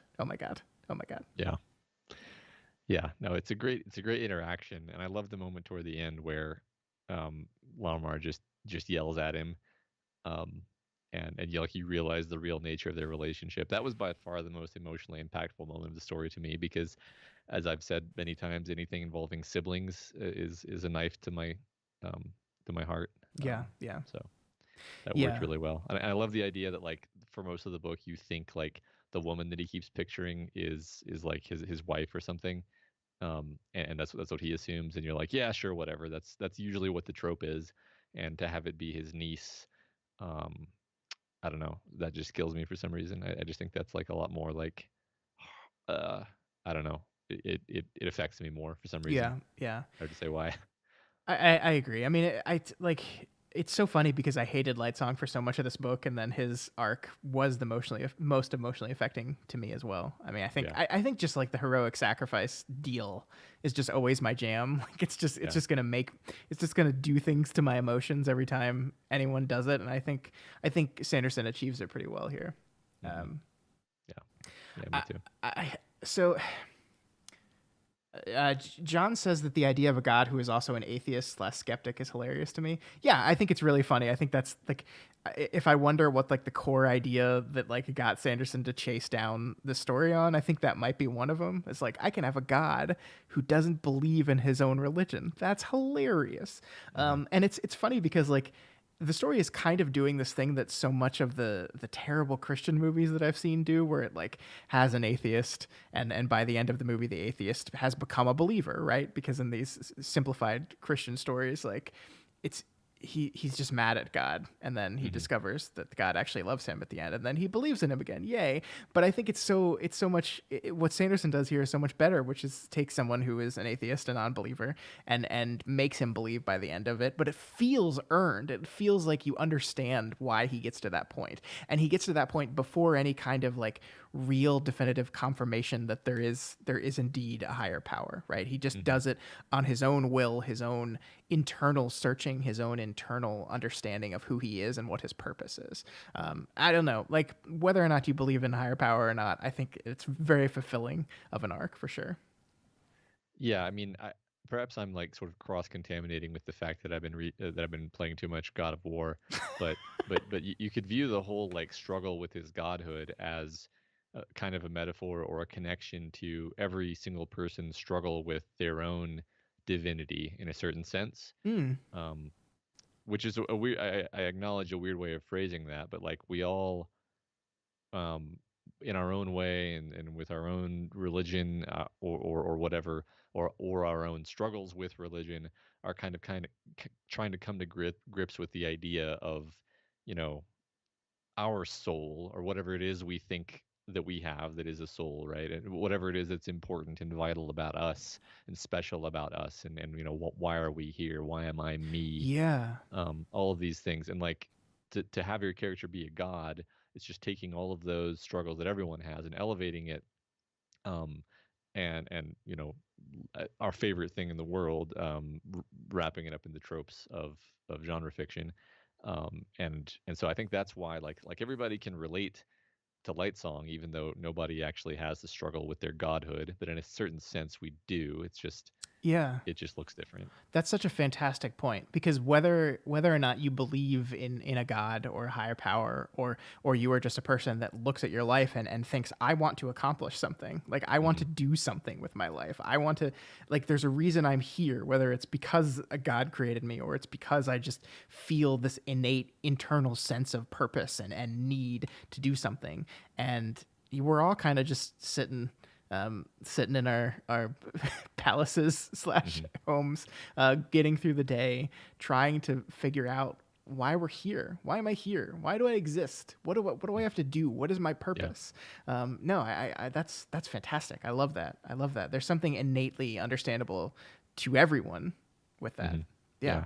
Yeah, and I love the revelation that, you know, Light Song was a really good person before Yeah. he was a god. Yeah. Like that seems important to me also. Like Hmm. it's not like being a god made him special. In fact, it's the opposite. Yeah. Yeah. It is the exact opposite. Being a god made him kind of a jerk for a long Yeah, time. yeah, yeah. Yeah. Cool. That was fun. It's great. All right, shall we proceed to this slide? Yeah. Let's do it. So here we have Vivenna and Ciri having remarkably different experiences in Halandren. Yet they were so majestic. Why had the royal family been cast out of Halandrin? She knew the official story taught in Idris that the royals hadn't supported the conflicts that led up to the Many War. For that, the people had revolted against them. That revolt had been led by Khalad the Usurper. Khalad. Though Ciri had avoided most of her tutorial sessions, even she knew the stories of that man. He was the one who had led the people of Halandrin in the heresy of building a lifeless. He had created a powerful army of the creatures, one the likes of which had never been seen in the land. The stories said Khalad's lifeless had been more dangerous, new and distinctive, terrible and destructive. He'd eventually been defeated by Peacegiver, who had then ended the Many War through diplomacy. The stories said that Khalad's armies were still out there, somewhere, waiting to sweep down and destroy again. She knew that story was just a legend told by Hearthlight, but it still gave her shivers to consider. Regardless, Peacegiver had seized control and stopped the Many War. However, he had not restored the Halandrin to its rightful rulers. Idris's histories claimed betrayal and treachery. The monks spoke of heresies that were too deeply ingrained in Halandrin. Surely the Halandrin people had their own version of the story. Watching the returned in their boxes made Ciri wonder. One fact was obvious. Things in Halandrin were a whole lot less terrible than she had been taught. Page break. Vivenna shivered, cringing as the people in their colorful outfits crowded against her. Things here are worse even than my tutors said, she decided, wriggling in her seat. Parlin seemed to have lost much of his nervousness about being in such a crowd. He was focused on the debating priests on the floor of the arena. She still couldn't decide if she thought the breath she held was horrible or wonderful. Gradually, she was coming to appreciate that it was horrible because of how wonderful it felt. And then, this builds to the moment where she's like, I hate this place. Oh yeah, she grows to hate it, and everyone here, and yeah, full Agent Smith mode. Yeah, I don't have a whole lot to say about this slide other than I really love how Sanderson makes it clear that he's doing this like cross arc with these two. Right, this is just a really clever technique here to have them echo. Ciri is like, hey, this place is way better than I thought it was, and Vivenna's like, no, that's awful. Yeah. Whereas, she had been raised to think that this was going to be her place, and she actually finds that all that has done is made her resent it completely. I do like this. I mean, I don't think it was obvious to me from the beginning that this was the plan. I mean, no, it definitely was not obvious to me that the plan was going to be basically have Ciri grow into the person who Vivenna thought she was supposed to be but never could have been. Yeah. And have Vivenna grow into the person who we might have thought Ciri was, but she wasn't actually. Yeah. People in the chat are asking if we guessed that the Khalad's phantoms were the statues. I don't even remember there being statues. I do. I did not guess this. Like I said, I was convinced that the returned were actually the Khalad's armies. I think I don't know how many else did it this way, but like it was one of those things where like half a page before he said it, I was like, oh, it's the fucking statues. Like when Vasher says like, well, you'll have to activate my hidden army. And he says, they're right here in the city. That's when I went, oh, it's the fucking statues. Of course it is. And he set it up by talking about how you could put bones in things earlier, which, it's remarkably cleverly set up to give you enough hints to get there. But nah, I really didn't. It's a fun idea. I still think it would have been cool if the returned were actually the phantoms, but that's a totally different story. Yeah, right. That's it's already kind of complicated enough without that many wrinkles in it. But yeah, I like that idea though. All right, so this is finally we're going to spend some time talking about Denth and Tonkfa. From what I can tell, Lemix wanted to undermine the city's food supply. It's a good idea, I suppose. Lifeless don't need to eat, but the humans who form the support structure of the army do. Disrupt supply, and perhaps people here will begin to worry if they can afford long-term war. That sounds more reasonable, Vivenna said. What did you come up with? We raid merchant caravans, Denth said, burn things up, cost them a bunch. We make it look like bandits, or maybe even remnants of Vare's supporters. that ought to confuse people and to tell her, and maybe make it more difficult for the priests to go to war. Priests run a lot of the trade in the city, Tonkfa added. They have all the money, so they tend to own the supplies. Burn away the stuff they intended to use for war, and they'll be more hesitant to attack. It'll buy your people more time. Vivenna swallowed. Your plans are a bit more violent than I had anticipated. The mercenaries shared a look. You see, Dent said, this is where we get our bad reputation. People hire us to do difficult things, like undermine a country's ability to wage war, then complain that we're too violent. Very unfair, Tongfa agreed. Perhaps she'd rather we buy puppies for all of her enemies, then send them with nice apologetic notes, asking them to stop being so mean. And then, Tongfa said, when they don't stop, we could kill the puppies. Which is, of course, he was not joking there. Yeah, he's actually a monster. Yeah. In terms of the humor, I actually did think that the Denth Tongfa interactions were actually pretty funny. So I enjoyed Denth's recurring beat of like, this is what you know what the worst thing about being a mercenary is. I thought that was a very good recurring beat, and the turn on the 3 beat. I think it happens more than 3 times, but the turn on that being like that you actually can't trust us. I thought that was fantastically done. These guys are fun, and it's so funny. I think this is another one of those reread areas that we were talking about before, where you could see that they're just being entirely honest with her the entire time, but they're caging that in humor, and she just buys right into it. Like even like the puppies thing here is perfect because he tortures animals. That's what he does. He's a fucking terrible monster. Yeah. I think I was actually kind of mad at the book for tricking me so successfully. Because when they were revealed to be bad, I was like, no, I liked them. Damn it, I was really mad. I was which is dumb. Like it's dumb in a certain sense, but like Sanderson, you made me like them. Why are you doing this to me? But it's like that's the point actually. Is like just being affable but willing to stab anybody in the neck for money is not actually a good character trait. Yeah. I do have to say that like while I was still totally taken and surprised by their reveal, I do remember reading this part and saying like, hey, like doing all this stuff before there's war is just going to make people want to go to war. Which of course it was actually exactly what they were doing here, but like I love this recurring beat of treating the war as if it's inevitable, and therefore we must do actions as if we're already at war. Was the fatal flaw in this whole thing? Mm-hmm. Yeah.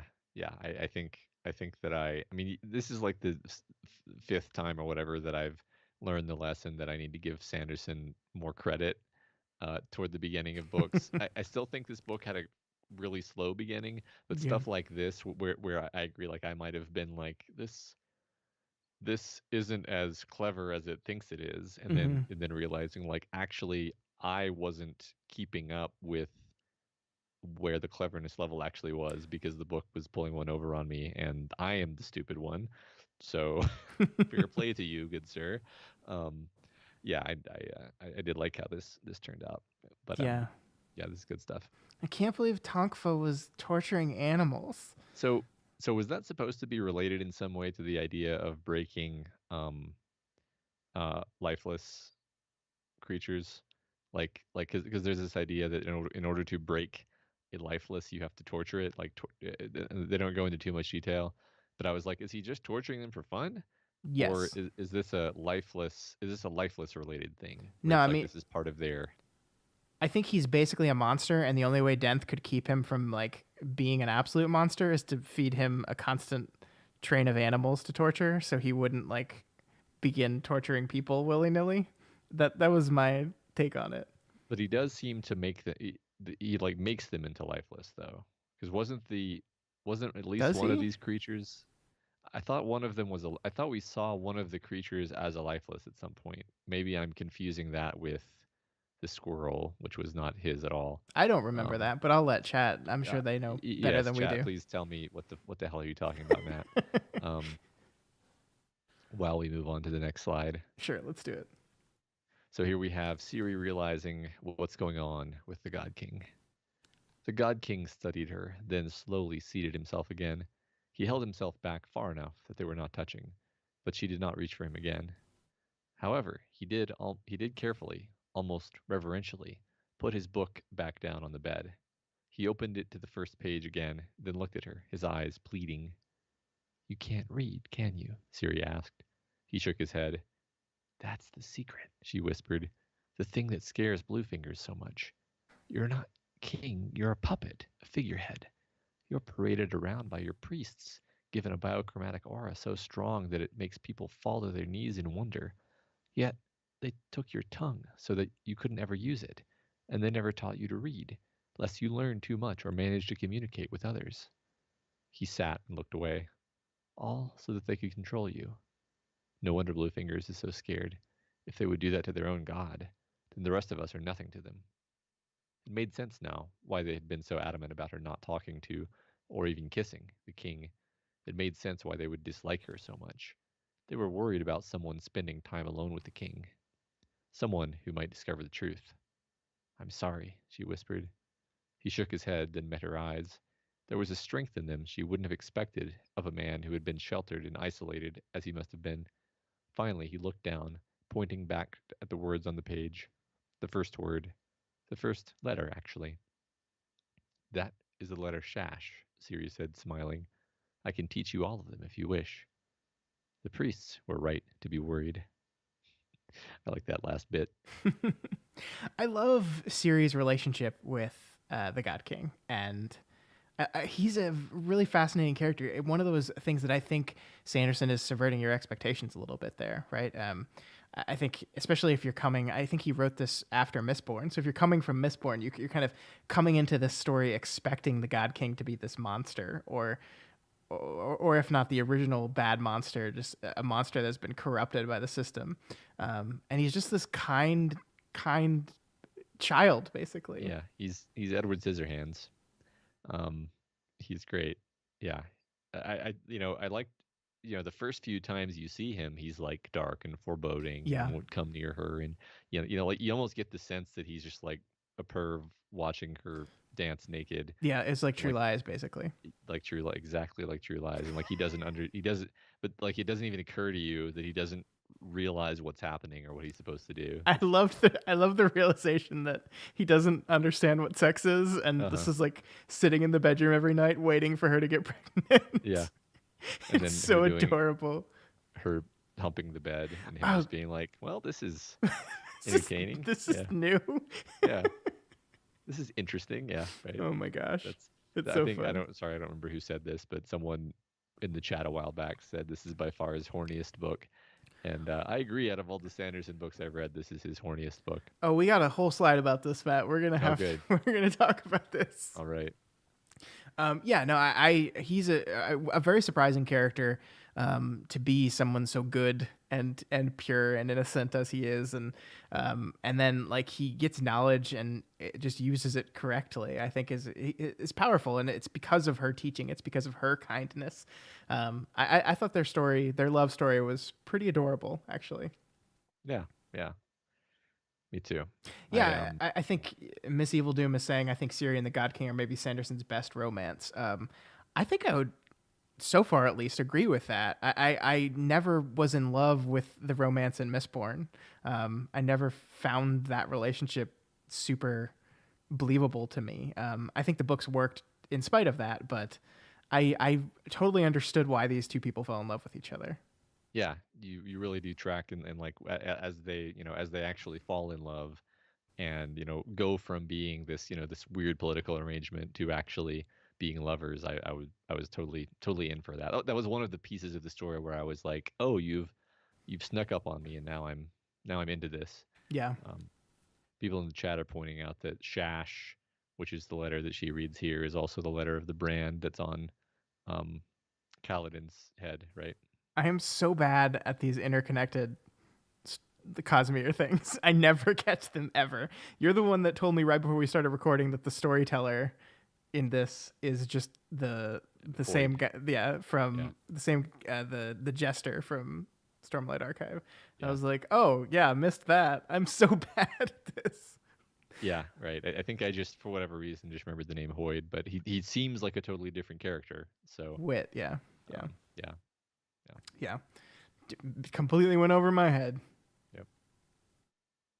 All right, let's talk about horniness. Let's do it. Here we go.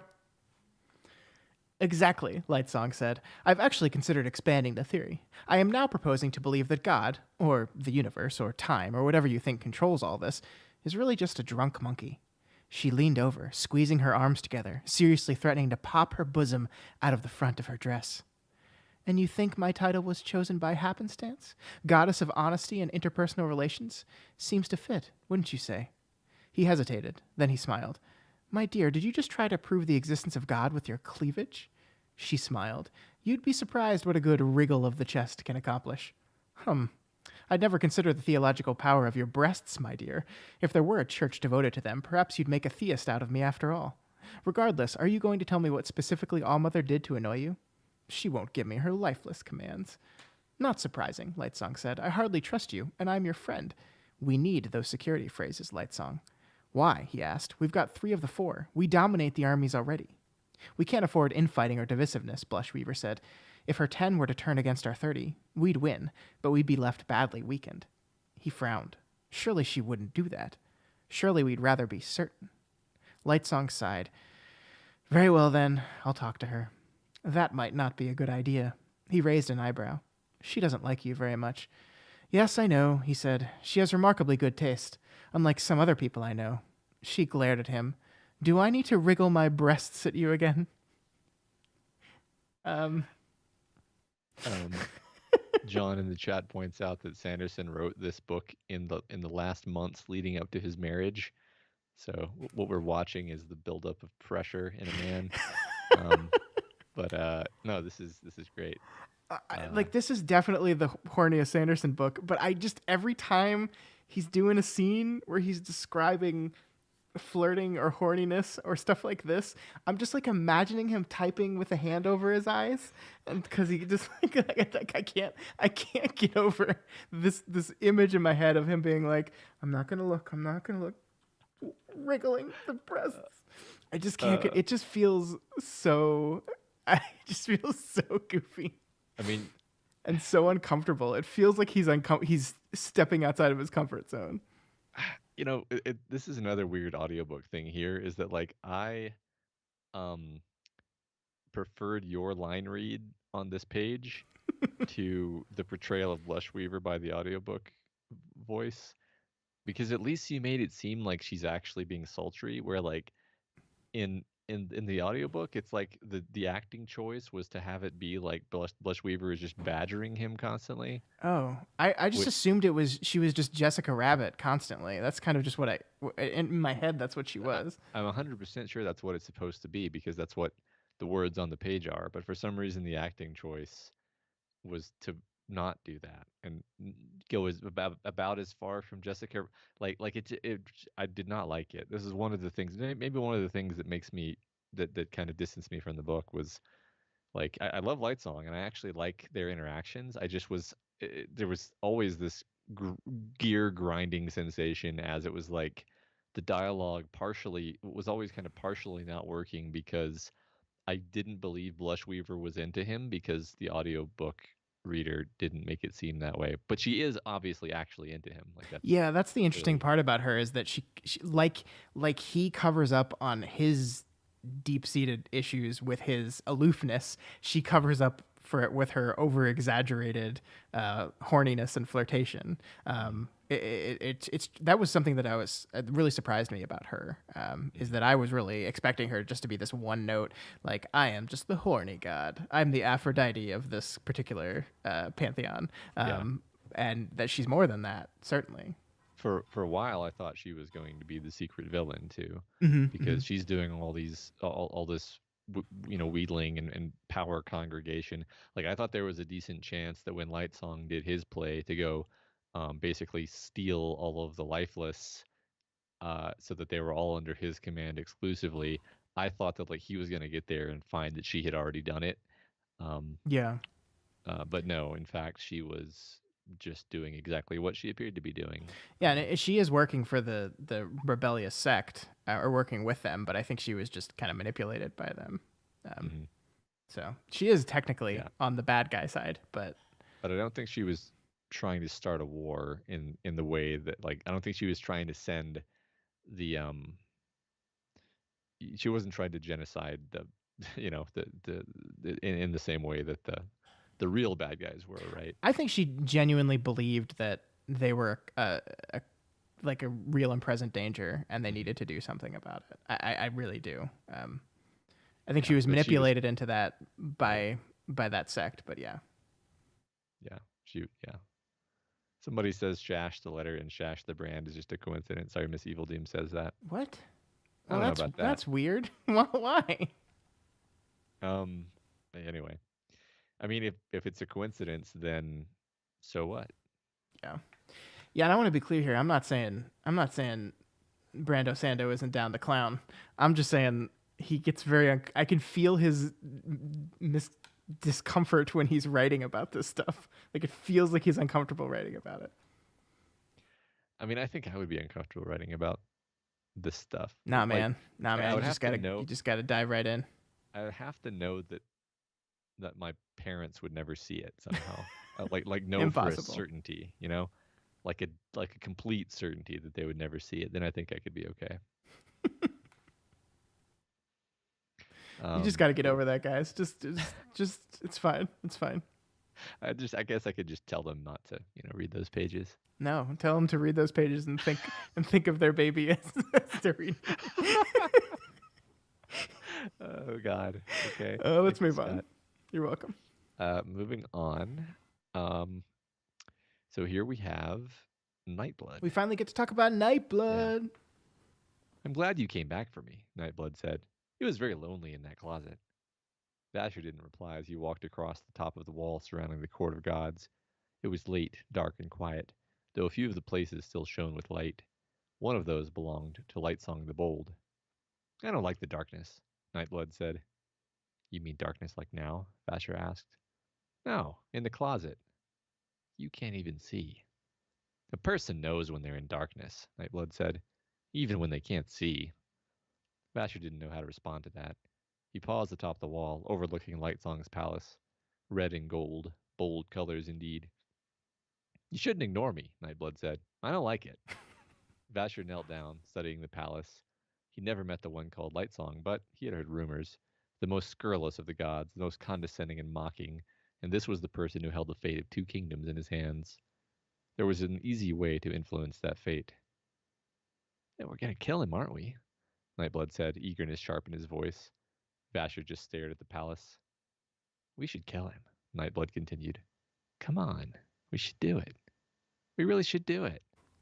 Why do you care? Vasher whispered. You don't know him.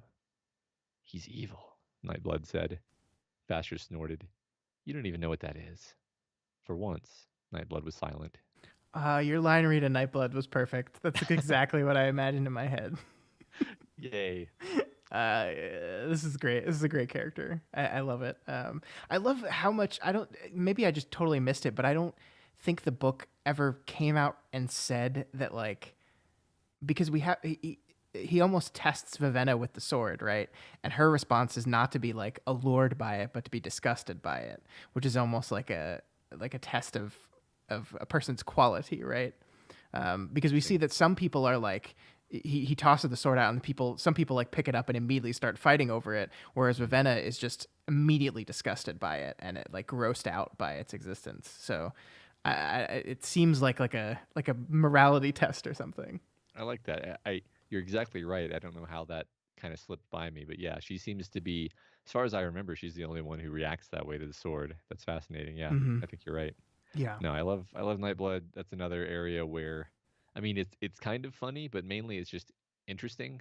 Um, and it's a great mystery because we learn about Nightblood almost immediately, but we know nothing about it. We're just like the sword can talk, I guess. Yeah. Yeah. That's weird. And it takes forever for us to get any more insight into what the deal is here. Yeah. It's Um, not until this point near the end of the book that we finally get the the command was defeat evil, but mhm, we didn't specify what evil was. We didn't mhm. realize that.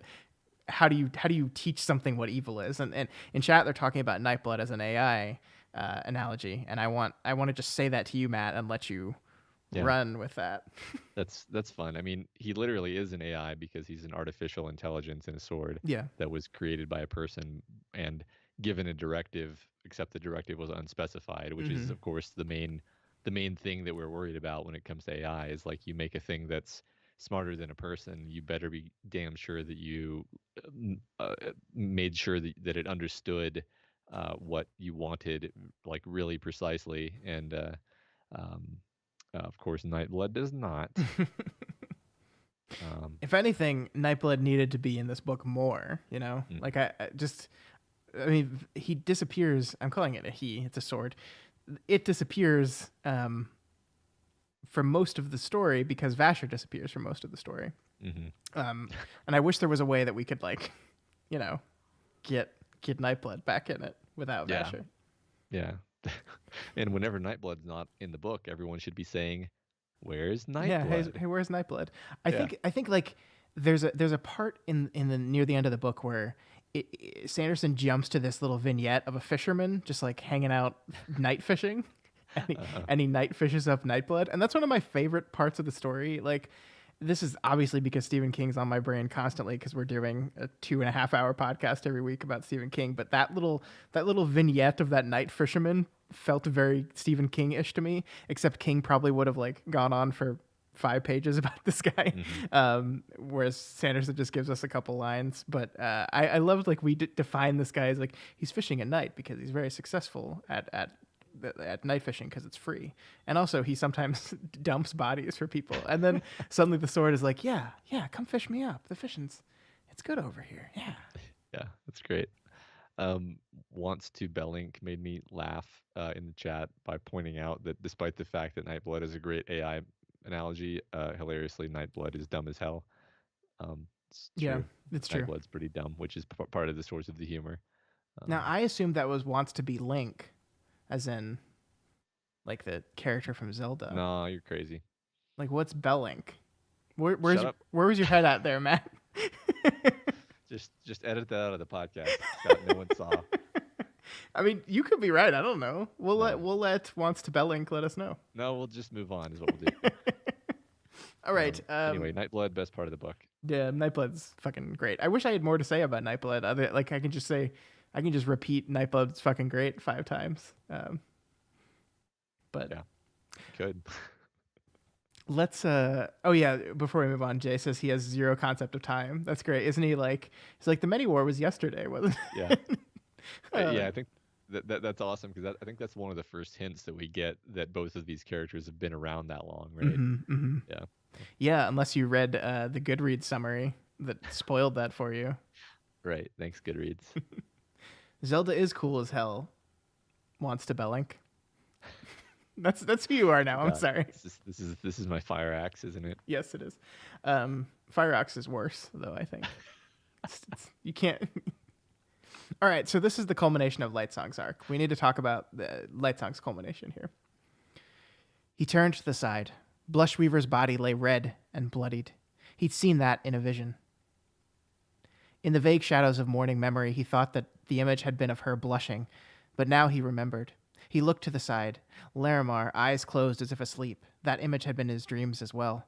Lightsong realized the man had them shut as he wept. The God King in prison. Lightsong had seen that too. But above it all, he remembered standing on the other side of a brilliant, colorful wave of light, looking down at the world from the other side, and seeing everything he loved dissolved into the destruction of war. A war greater than any the world had ever known. A war more deadly even than the many war. He remembered the other side, and he remembered a voice, calming and comforting, offering him an opportunity to return. By the colors, Lightsong thought, standing up as the priest forced the God King to his knees. I am a god. Lightsong stepped forward, moving up to the bars of his cage. He saw pain and tears in the God King's face and somehow understood them. The man did love Ciri. Lightsong had seen the same thing in the Queen's eyes. She had somehow come to care for the man who was to oppress her. You are my king, Lightsong whispered, and lord of the gods. The Pancall men forced the God King face down on the stones. One of the priests raised his sword. The God King's arm jutted out, his hand toward Lightsong.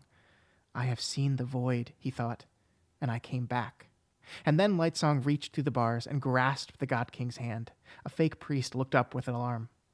Lightsong met the man's eyes, then smiled broadly, looking down at the God King. My life to yours, Lightsong said. My breath become yours.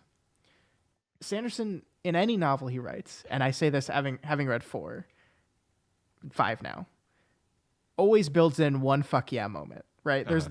There's always one fuck yeah fist pump moment in every Sanderson novel, and I think this is the one in this one where you're Yeah. just like, because after this, like the God King grows a tongue because he heals him, and then just like Yeah. fucking badass owns everything with the super breath power.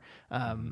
I think I remember like the final battle in the Way of Kings as like that was the fuck yeah moment where like our characters finally converge at the same time, and like there's this awesome battle on that plateau, and it's just like fuck yeah.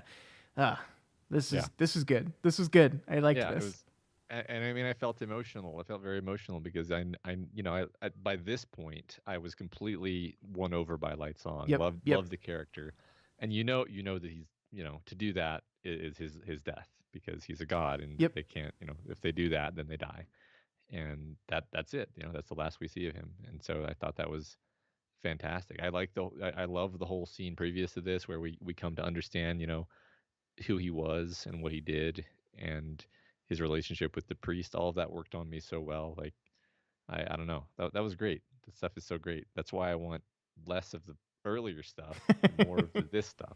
Yeah, I Um, mean, I don't know. I don't know what to think of this because, like, I agree with you. I loved this so much, my mind immediately goes to, okay, so is there a way to cut out early Light Song stuff and make sure this lands still? And I think there is. Um, I wonder if Sanderson sometimes is like he overhits his beats a little bit. Like I think that was the problem with Light Song is the early beats of him being this carefree, like joking, sarcastic king or god. Like I just feel like we beat that drum like mhm, 20 times more than we needed to. mhm. Um, I and and I wonder if we could just accelerated some of that. I think that I think if I remember correctly, that a criticism that I had of one of the previous Sanderson books was like, we often compliment authors like Wildbow for doing like at least three things with every scene or every moment even is doing multiple things. You're reinforcing this aspect of this character, you're reinforcing this trait of their interaction, you're setting up this plot thing, and then also there's thematic stuff layered into it. Like in any time Wildbow is writing, this is all going on. And I think the thing with Sanderson is like instead of doing that, he'll just have like a whole scene where the point of the scene is just like Lightsong is irresponsible and he's chummy with his priest, and that's it. And it's like that there you could have like condensed that scene with like the subsequent scene where he talks to Blushweaver and then like be doing more things in the same scene, you know? Yeah. Well, and Like it just increase the density. I Like wonder if sorry. it is though. Like I don't know. I would have to revisit, and I don't know how motivated I am to do that. But I think, as some people have said, like there are moments early in the book where Scoot is pushing Lightsong away from the truth cleverly, Mhm. and so I wonder if it was just so subtextual that we just missed it totally, which is Yeah. very possible. Very possible. And I mean, I guess that might be one of the inherent dangers of writing a book where literally every one of the characters is like completely hoodwinked until the very end because you end up with a situation where you're just like, oh, I didn't understand anything that was happening the whole time, obviously. And Yeah, that's yeah. it. It's not bad. It's just a choice with some consequences to it. Yeah, yeah. Jason is pointing out that that they loved Light Song Shenanigans, especially his being the best ball game player of that random game and not even Uh-huh. knowing the rules. Yeah, I loved that scene. And if you're making a movie of Warbreaker, I think you just use that scene and it defines everything about early version of Light Song, right? That he enjoys beating all these people at this Hmm. game while not understanding the rules of it at all. I think it's the Yeah. perfect defining characteristic of who he is in this book before we see the layers underneath. Yeah. I think that's it. Phrasing it that way as saying like, how would you do it in a movie? Like instead of having like multiple scenes where you're doing these things, what you do is you have like, you know, you start there, he's playing the ball game, you show the way he is, and then he walks away from the ball game with his priest and they have their standard interaction, and then he arrives at like Blushweaver's palace and they have their standard interaction. It's like, yeah, you did all of it right there. and then we move on. We did that. We established the "this is who Lightsong is" beat. We don't need to hit that 3 more times. Yeah. Um, Yeah. yeah. Sure, sure. Jess points out that it's fun that Lightsong was a forensic accountant who thought he was a detective. Yeah, I mean, there's so many of those late book shenanigans with Lightsong, like where he grabs the sword and charges into the fight, assuming that he's like really good at fighting. He's just decided, I bet I'd be one of the best duelers in the city, and he's just fucking terrible at it. It's great. It's great. I mean, it's great It's also so great. because I think at that point I was like, well, these people are gods and like they're really tall and they're like muscular, so they're probably going to be. But like no, they're basically people with bigger, prettier bodies. Mm-hmm. Like it was really genuinely a shocking moment when they execute um, Blushweaver because I was like, Yeah. oh, I literally didn't even know that you could kill them, and they just killed her like they would kill a normal person, and it was really, it really it's kind of like it's like nauseating. It's like, oh, ooh, yeah, this sucks. I liked her, you know. Oh man, John points out that Lightsong constantly uses accounting and statistic terms, which I mean, because I have a background in accounting, I probably like that just went over my head because I'm just used to seeing those terms. I know there's like one point where he says something, but he says like cases, and so he decides he's a detective. I think Yeah. there's one point where the book explicitly points that out, but I bet you're totally right, John, that it's in there everywhere, and it just like because I'm just so used to seeing that kind of stuff. That's funny. I mean, the only thing I remember is when he mentions absolute value as Yes, a yes. which is just a math concept, but Yeah, but the but text, that's one of the ones where the text like pulls it out and yeah, comments on it right, specifically. Yeah. right. Yeah. Yeah, I don't remember. I don't remember subtle instances, but I'm sure they're in there. I'm sure Sanderson did that on purpose for sure. See, if this was a modern day version and not a fantasy version, I would have picked up on it immediately because he would Yeah. have used terrible business phrases like reinvent the wheel. Uh, And I would have hated him.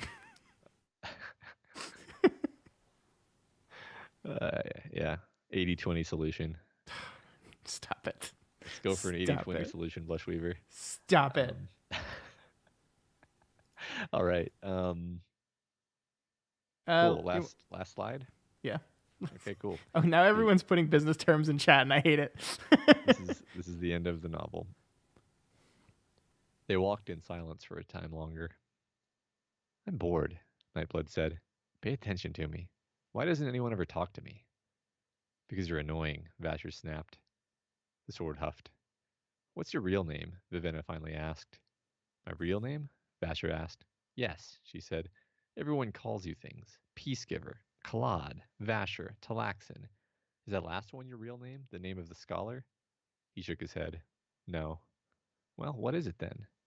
I don't know, he said. I can't remember the time before I returned. Oh, she said. When I came back, however, I did get a name, he finally said. The cult of the returned, those who eventually founded the Halandran iridescent tones, found me and kept me alive with breaths. They gave me a name.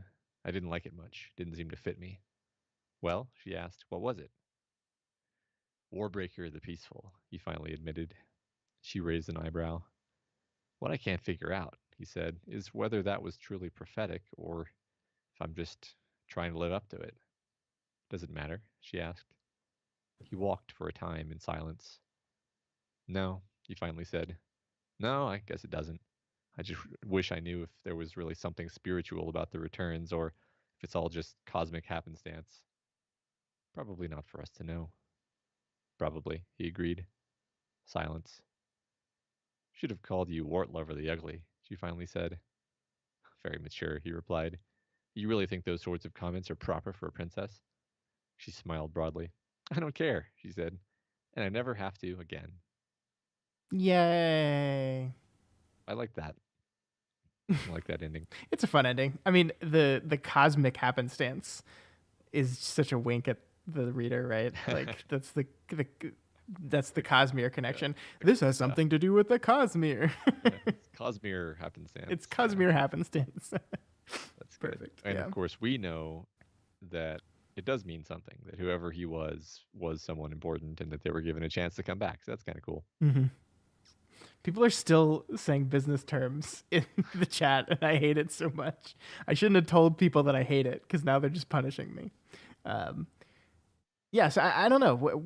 How do you feel about this end in particular? I did feel like I did feel like the last 30 or so pages were very abrupt to me. That like the solution is the stone people, and it's like, oh, and Vasher is the scholar, and blah, then he's Khaled, and problem solved. Yay. It just Mhm. felt like it felt like he got to like page 520 and then was like, oh, I gotta end this thing. And it just Yeah. happened real fast. But yeah, this last page was very fulfilling for me. Yeah, I mean, I feel like the dramatic tension was relieved when Lightsong gave up his life and the God King was empowered, and we'd also been following Vivenna's fight to help. Um, I don't know why his name keeps escaping me. This is so weird. Vasher. Vasher, Hmm. and we'd also been following Siri, and like everything kind of emotionally wrapped up for me satisfyingly, but then the plot wasn't over, and so they needed to be like, what are we gonna do about these monsters? These lifeless. I don't know. Let's talk, talk, talk, talk, talk, talk. Fair. Let's use the statues. And it's like I already didn't care actually, because I already felt like I don't care about their home country. I just care about the characters. Wow. Wow, Matt. Um, That's pretty so awful of you. well, they should have made me care about the content. So Think of the children, and literally can't even remember the name of the country. think of So Idris. Think of the Idris, thatched roofs the and the farmers. the farmers in their thatch roof cottages. Yeah. Ding-a-da-dang, ding-a-da-da-dang, ding-a-da-dang, ding-a. Um, so yeah, like I think that was the problem for me, is that the book should have ended like the moment the God King got the powers. He should have just been like, stop, and then they stopped, and then like that would have been it, right? So wait, Like you're saying the ending should have been more abrupt, which is the exact opposite of what I'm saying. I guess so. Like I don't think abrupt is the emotion that I felt. I think point like we why like it's a cute little hidden thing that we had the statues and whatever, but like I didn't care by that point because I felt like the book had been resolved already. That was my issue. I think we just had slightly different issues. Is all. Well, it is interesting that like I think this lends to your point even more though, that like the thing that surprises me is that like the statues are revealed and then the book ends and then the epilogue they're like, and then the statue people easily caught up with the other army and Hmm. dispatched it, and that's just like a yada yada, Hmm. where I would expect that to be part of the climax. But I think you have a point that the emotional climax had already occurred with Lightsong's choice. So to stretch out the climax into this, to witnessing a battle between these two armies, would have no stakes whatsoever. So yeah. Jason says the ending kind of stutters, which Hmm. I think you and I would both agree with. Yeah, I think that's where we can meet in the middle on that one. Yeah. Yeah, cool. Um, People are justifying the fact that I can't remember his name by pointing out. Jay points out that he has like 10 names. I So mean, my issue with that though is they're right here on the slide. Like you could have just looked and said I any of them. was literally trying to. Um, but yeah, okay, good point. There was, so this is not an Trogdor. ending. This is not an ending complaint, but I do have one. There's this weird moment that I noticed in the book. So we didn't pull a slide on it, but this is when Vasher and Denth are dueling, right? And Vasher's getting his ass kicked, and then Vivenna has this badass moment where she steps in to help out, and Vasher accidentally falls out of a window, and she's like, "Oops, I didn't mean to do that." And then we do have Vasher does this like really badass like save himself from falling scene. Like it's when he whips out Nightblood for the first time and like just like wiping the floor with people with Nightblood, and then he just goes back to where he was before, and then they just start dueling again. Hmm. And I was like, there's got to be a better way of organizing that, I just we just returned him to the spot he was before after having killed some people. I did have a problem with that because I felt like Vasher, he is this person who is like he's driven by something. You feel like he's trying to make up for something. He's trying to make amends. His priority is to save lives, and stop these disasters from happening. See, it seems really out of character for him to be like and now I have to go duel my nemesis. Like I just don't. I don't think he gives a shit. I think Denth is the one who wants to have a duel with him. So what should have happened is Denth should have followed him to wherever he ended up and cornered him. Well, Like, I don't think he's going after Denth.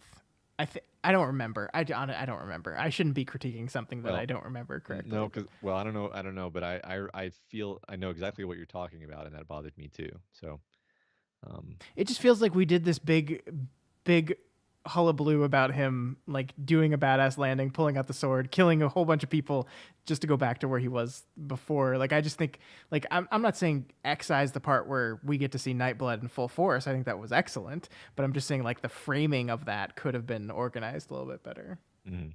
I agree.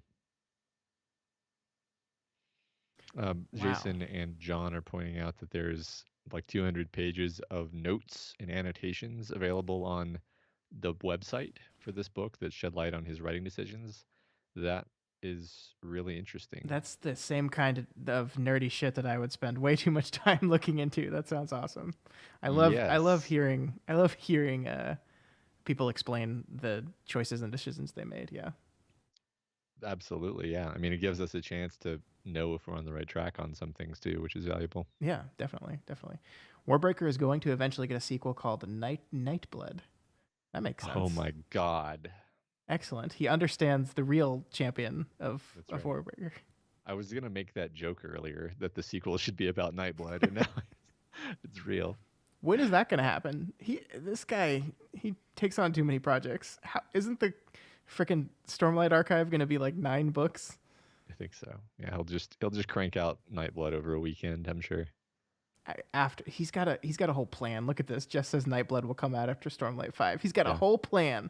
And of course, you can say that with utter confidence. Like Nightblood will come out after Stormlight 5. Yeah, because he's set your watch by it. Yeah, he's one of those fantasy authors that actually writes the books. You got to give him that. That's true. all of the complaining about this book is very nicely offset by the fact that at least he writes them. Yeah, that we got to read the book. Right. That's why I feel confident, investing so much time in the Stormlight Archive stuff, because I have confidence that he's going to finish it, right? I agree. Yeah. All these it's our damn patrons got me hooked on Patrick Rothfuss, and it's never going to come out. I know. I think I've now spent like 2/3 of my life being frustrated by George R.R. Martin. So, God, that's so much of your life. But yeah, that's true. I first started reading Game of Thrones when I was 11. Wow, I definitely was not 11. It was I was too young for it. It was very disturbing, actually, and I actually put it down because I found it too upsetting. I picked it up again later. Cool. All right, anything else? I noticed that John pointed out way earlier, and we just didn't get around to it, that the reason why Lightsong calls his priest Scoot is because he had like a contest where someone got to be in one of his books, and the person's name was Scott, and he couldn't think of a fantasy version of the name Scott, so he just called him Scoot, which is just me in elementary school all over again. This is my nightmare. I realized that. Yeah, I'm sure that Scott was like, "Oh, thanks." Yeah, thanks, buddy. That's a cool bit of trivia. Yeah, I mean, people are talking about how much Sanderson plans out his stuff. It's pretty amazing. I'm probably going to end up reading that. Maybe we can talk about it on a Doofcast or something. The notes. The notes. Yeah, I want to as well. Cool. And I mean, I want to read more of the Stormlights too. Like, I don't know if we're going to do book clubs of them on, because I was dissatisfied with the breaking up of the first book into 2 shows. I felt like the first one suffered because of that formula. Mm-hmm. But I also think that like 1,000-page book in 1 month is probably too much to ask most people to read, especially us, because I think, as Jess is pointing out, Stormlight 4 is a 57-hour audiobook. That's a lot for a month. That's a lot to read, and that's a lot to talk about in 1 2-hour episode. So I definitely want to read those books. I mean, find some way to talk about them somehow. I don't know. We'll figure it out. Yeah, might have to change our. I mean, just spitballing, but we could actually just do like a mid-month book club, or like a book club that goes from the end of 1 month until the middle of the next month. Yeah. We could just. I mean, the way the game club did it is they just did like a really short game. They just took 2 months on one book, but then did like a really short game for the mid month. We could do something like that. I don't know. I don't know. Everyone read, uh, trying to think of a short book, and I can't because I haven't read a short book in many years. We can't do new shows yet. Oh my god, no, it's too much. It's too much. Like some sort of short story for a mid month book club or something. Yeah. Stephen King short stories. Oh yeah. John asks what we thought of the zombie squirrel. The zombie squirrel was effective comic relief. I enjoyed that. That was funny. People are saying the chat is going crazy. Yes, chat is going crazy. Perhaps that means it's time for us to wrap up. Yeah. Next month. Everyone's already talking about it, but the book that won the poll was "This Is How You Lose the Time War" by Amal El Motar. I probably said that wrong, and Max Gladstone. This is, as everyone's saying, is a pretty short book, so it's only like 200 pages. We will be doing this in 4 weeks' time on Friday, January 29th at 9:30 p.m. Central Time. I'm excited about this one, Matt. This looked like a very interesting book, and because it's short, I think we're going to be able to dive super into it. It's gonna be fun. Yeah, that sounds exciting. This will definitely be by far the shortest book we've covered. So, what is Emperor's Soul? Everyone's saying things. I can't keep track. I guess it's a Sanderson short story. Okay. Is there an audiobook for this? Let me just check. There probably is. Sanderson's big enough that there's probably an audiobook for everything. I'll check that later. Cool. Yeah. So, anything else? I don't know. I don't think so. Short story. Uh-oh. Jay put quotes around short. You know what that means? Yeah, it's only 400 pages. Okay. This book club is just going to turn into a Sanderson book club if we don't stop it. Yeah, this is why, folks, this is why we pace out the Sanderson books on the polls, because we know as soon as we put it on the poll, it's going to win immediately. So we got to space it out a little bit so we can cover some other books. Yeah. You vultures would have us just do Sanderson constantly. Vultures. All right, folks, thank you so much for all of you that tuned in live. This was a fun conversation. I think we went into this both saying we didn't like the book so much, but we were looking forward to the conversation, and you guys did not let us down. I had a very good time talking about this book, a much better time than I thought I was going to after I closed the book a couple days ago. So thank you so much for that. If you are listening to the audio version of this after the fact, hopefully you can come hang out with us live next month. I think this is a lot of fun. It's just good to just chat about books for 2 hours with some people in chat. So hopefully you get to do that with us next month on the 29th of January. Yeah, these Sanderson episodes are always very well attended, I must say. Yeah, it's like people like this guy or something. Yeah, I guess. So if you like what we do here at Doof Media and you want to see more of it, then please head on over to patreon.com/Doof Media and consider donating to support our organization. At any available level, you'll get access to vote for the books we talk about each month, as well as a bunch of other exclusive features. So go check that out. That's right. And if you have any questions or comments or just want to reach out to us to let us know the correct order to read all these Sanderson things in, you can find us on Twitter at Doof Media, or you can email us at doofmedia@gmail.com. We'll see you all next month. Happy New Year. Why did I do that weird pause thing? I don't know. It's just the way people do it. We're done. Let me press done on this stop recording button. Stop recording. Done. We did it. All Folks, right. That was a lot of fun, everyone. Thank you so much. That was good times. I had fun. I hope you guys had fun. Happy New Year. We're probably going to shut this down because I am exhausted, so I'm just going to go right to bed. This was like my test run for my streaming at my new house because I don't have fiber optic internet anymore. So I was worried about the upload speed, but it seems like everything went well. So yeah, your face looks crystal clear. Mine looks crappy because it's coming over Skype. But this seems fine to me. Yeah, thanks everyone. That was a lot of fun. It was great to see some of y'all that hadn't been able to attend in a little bit. It was great seeing y'all. And we'll see you around. Bye-bye. Matt, how do I turn this off again? I don't know. Good night. Catch y'all later.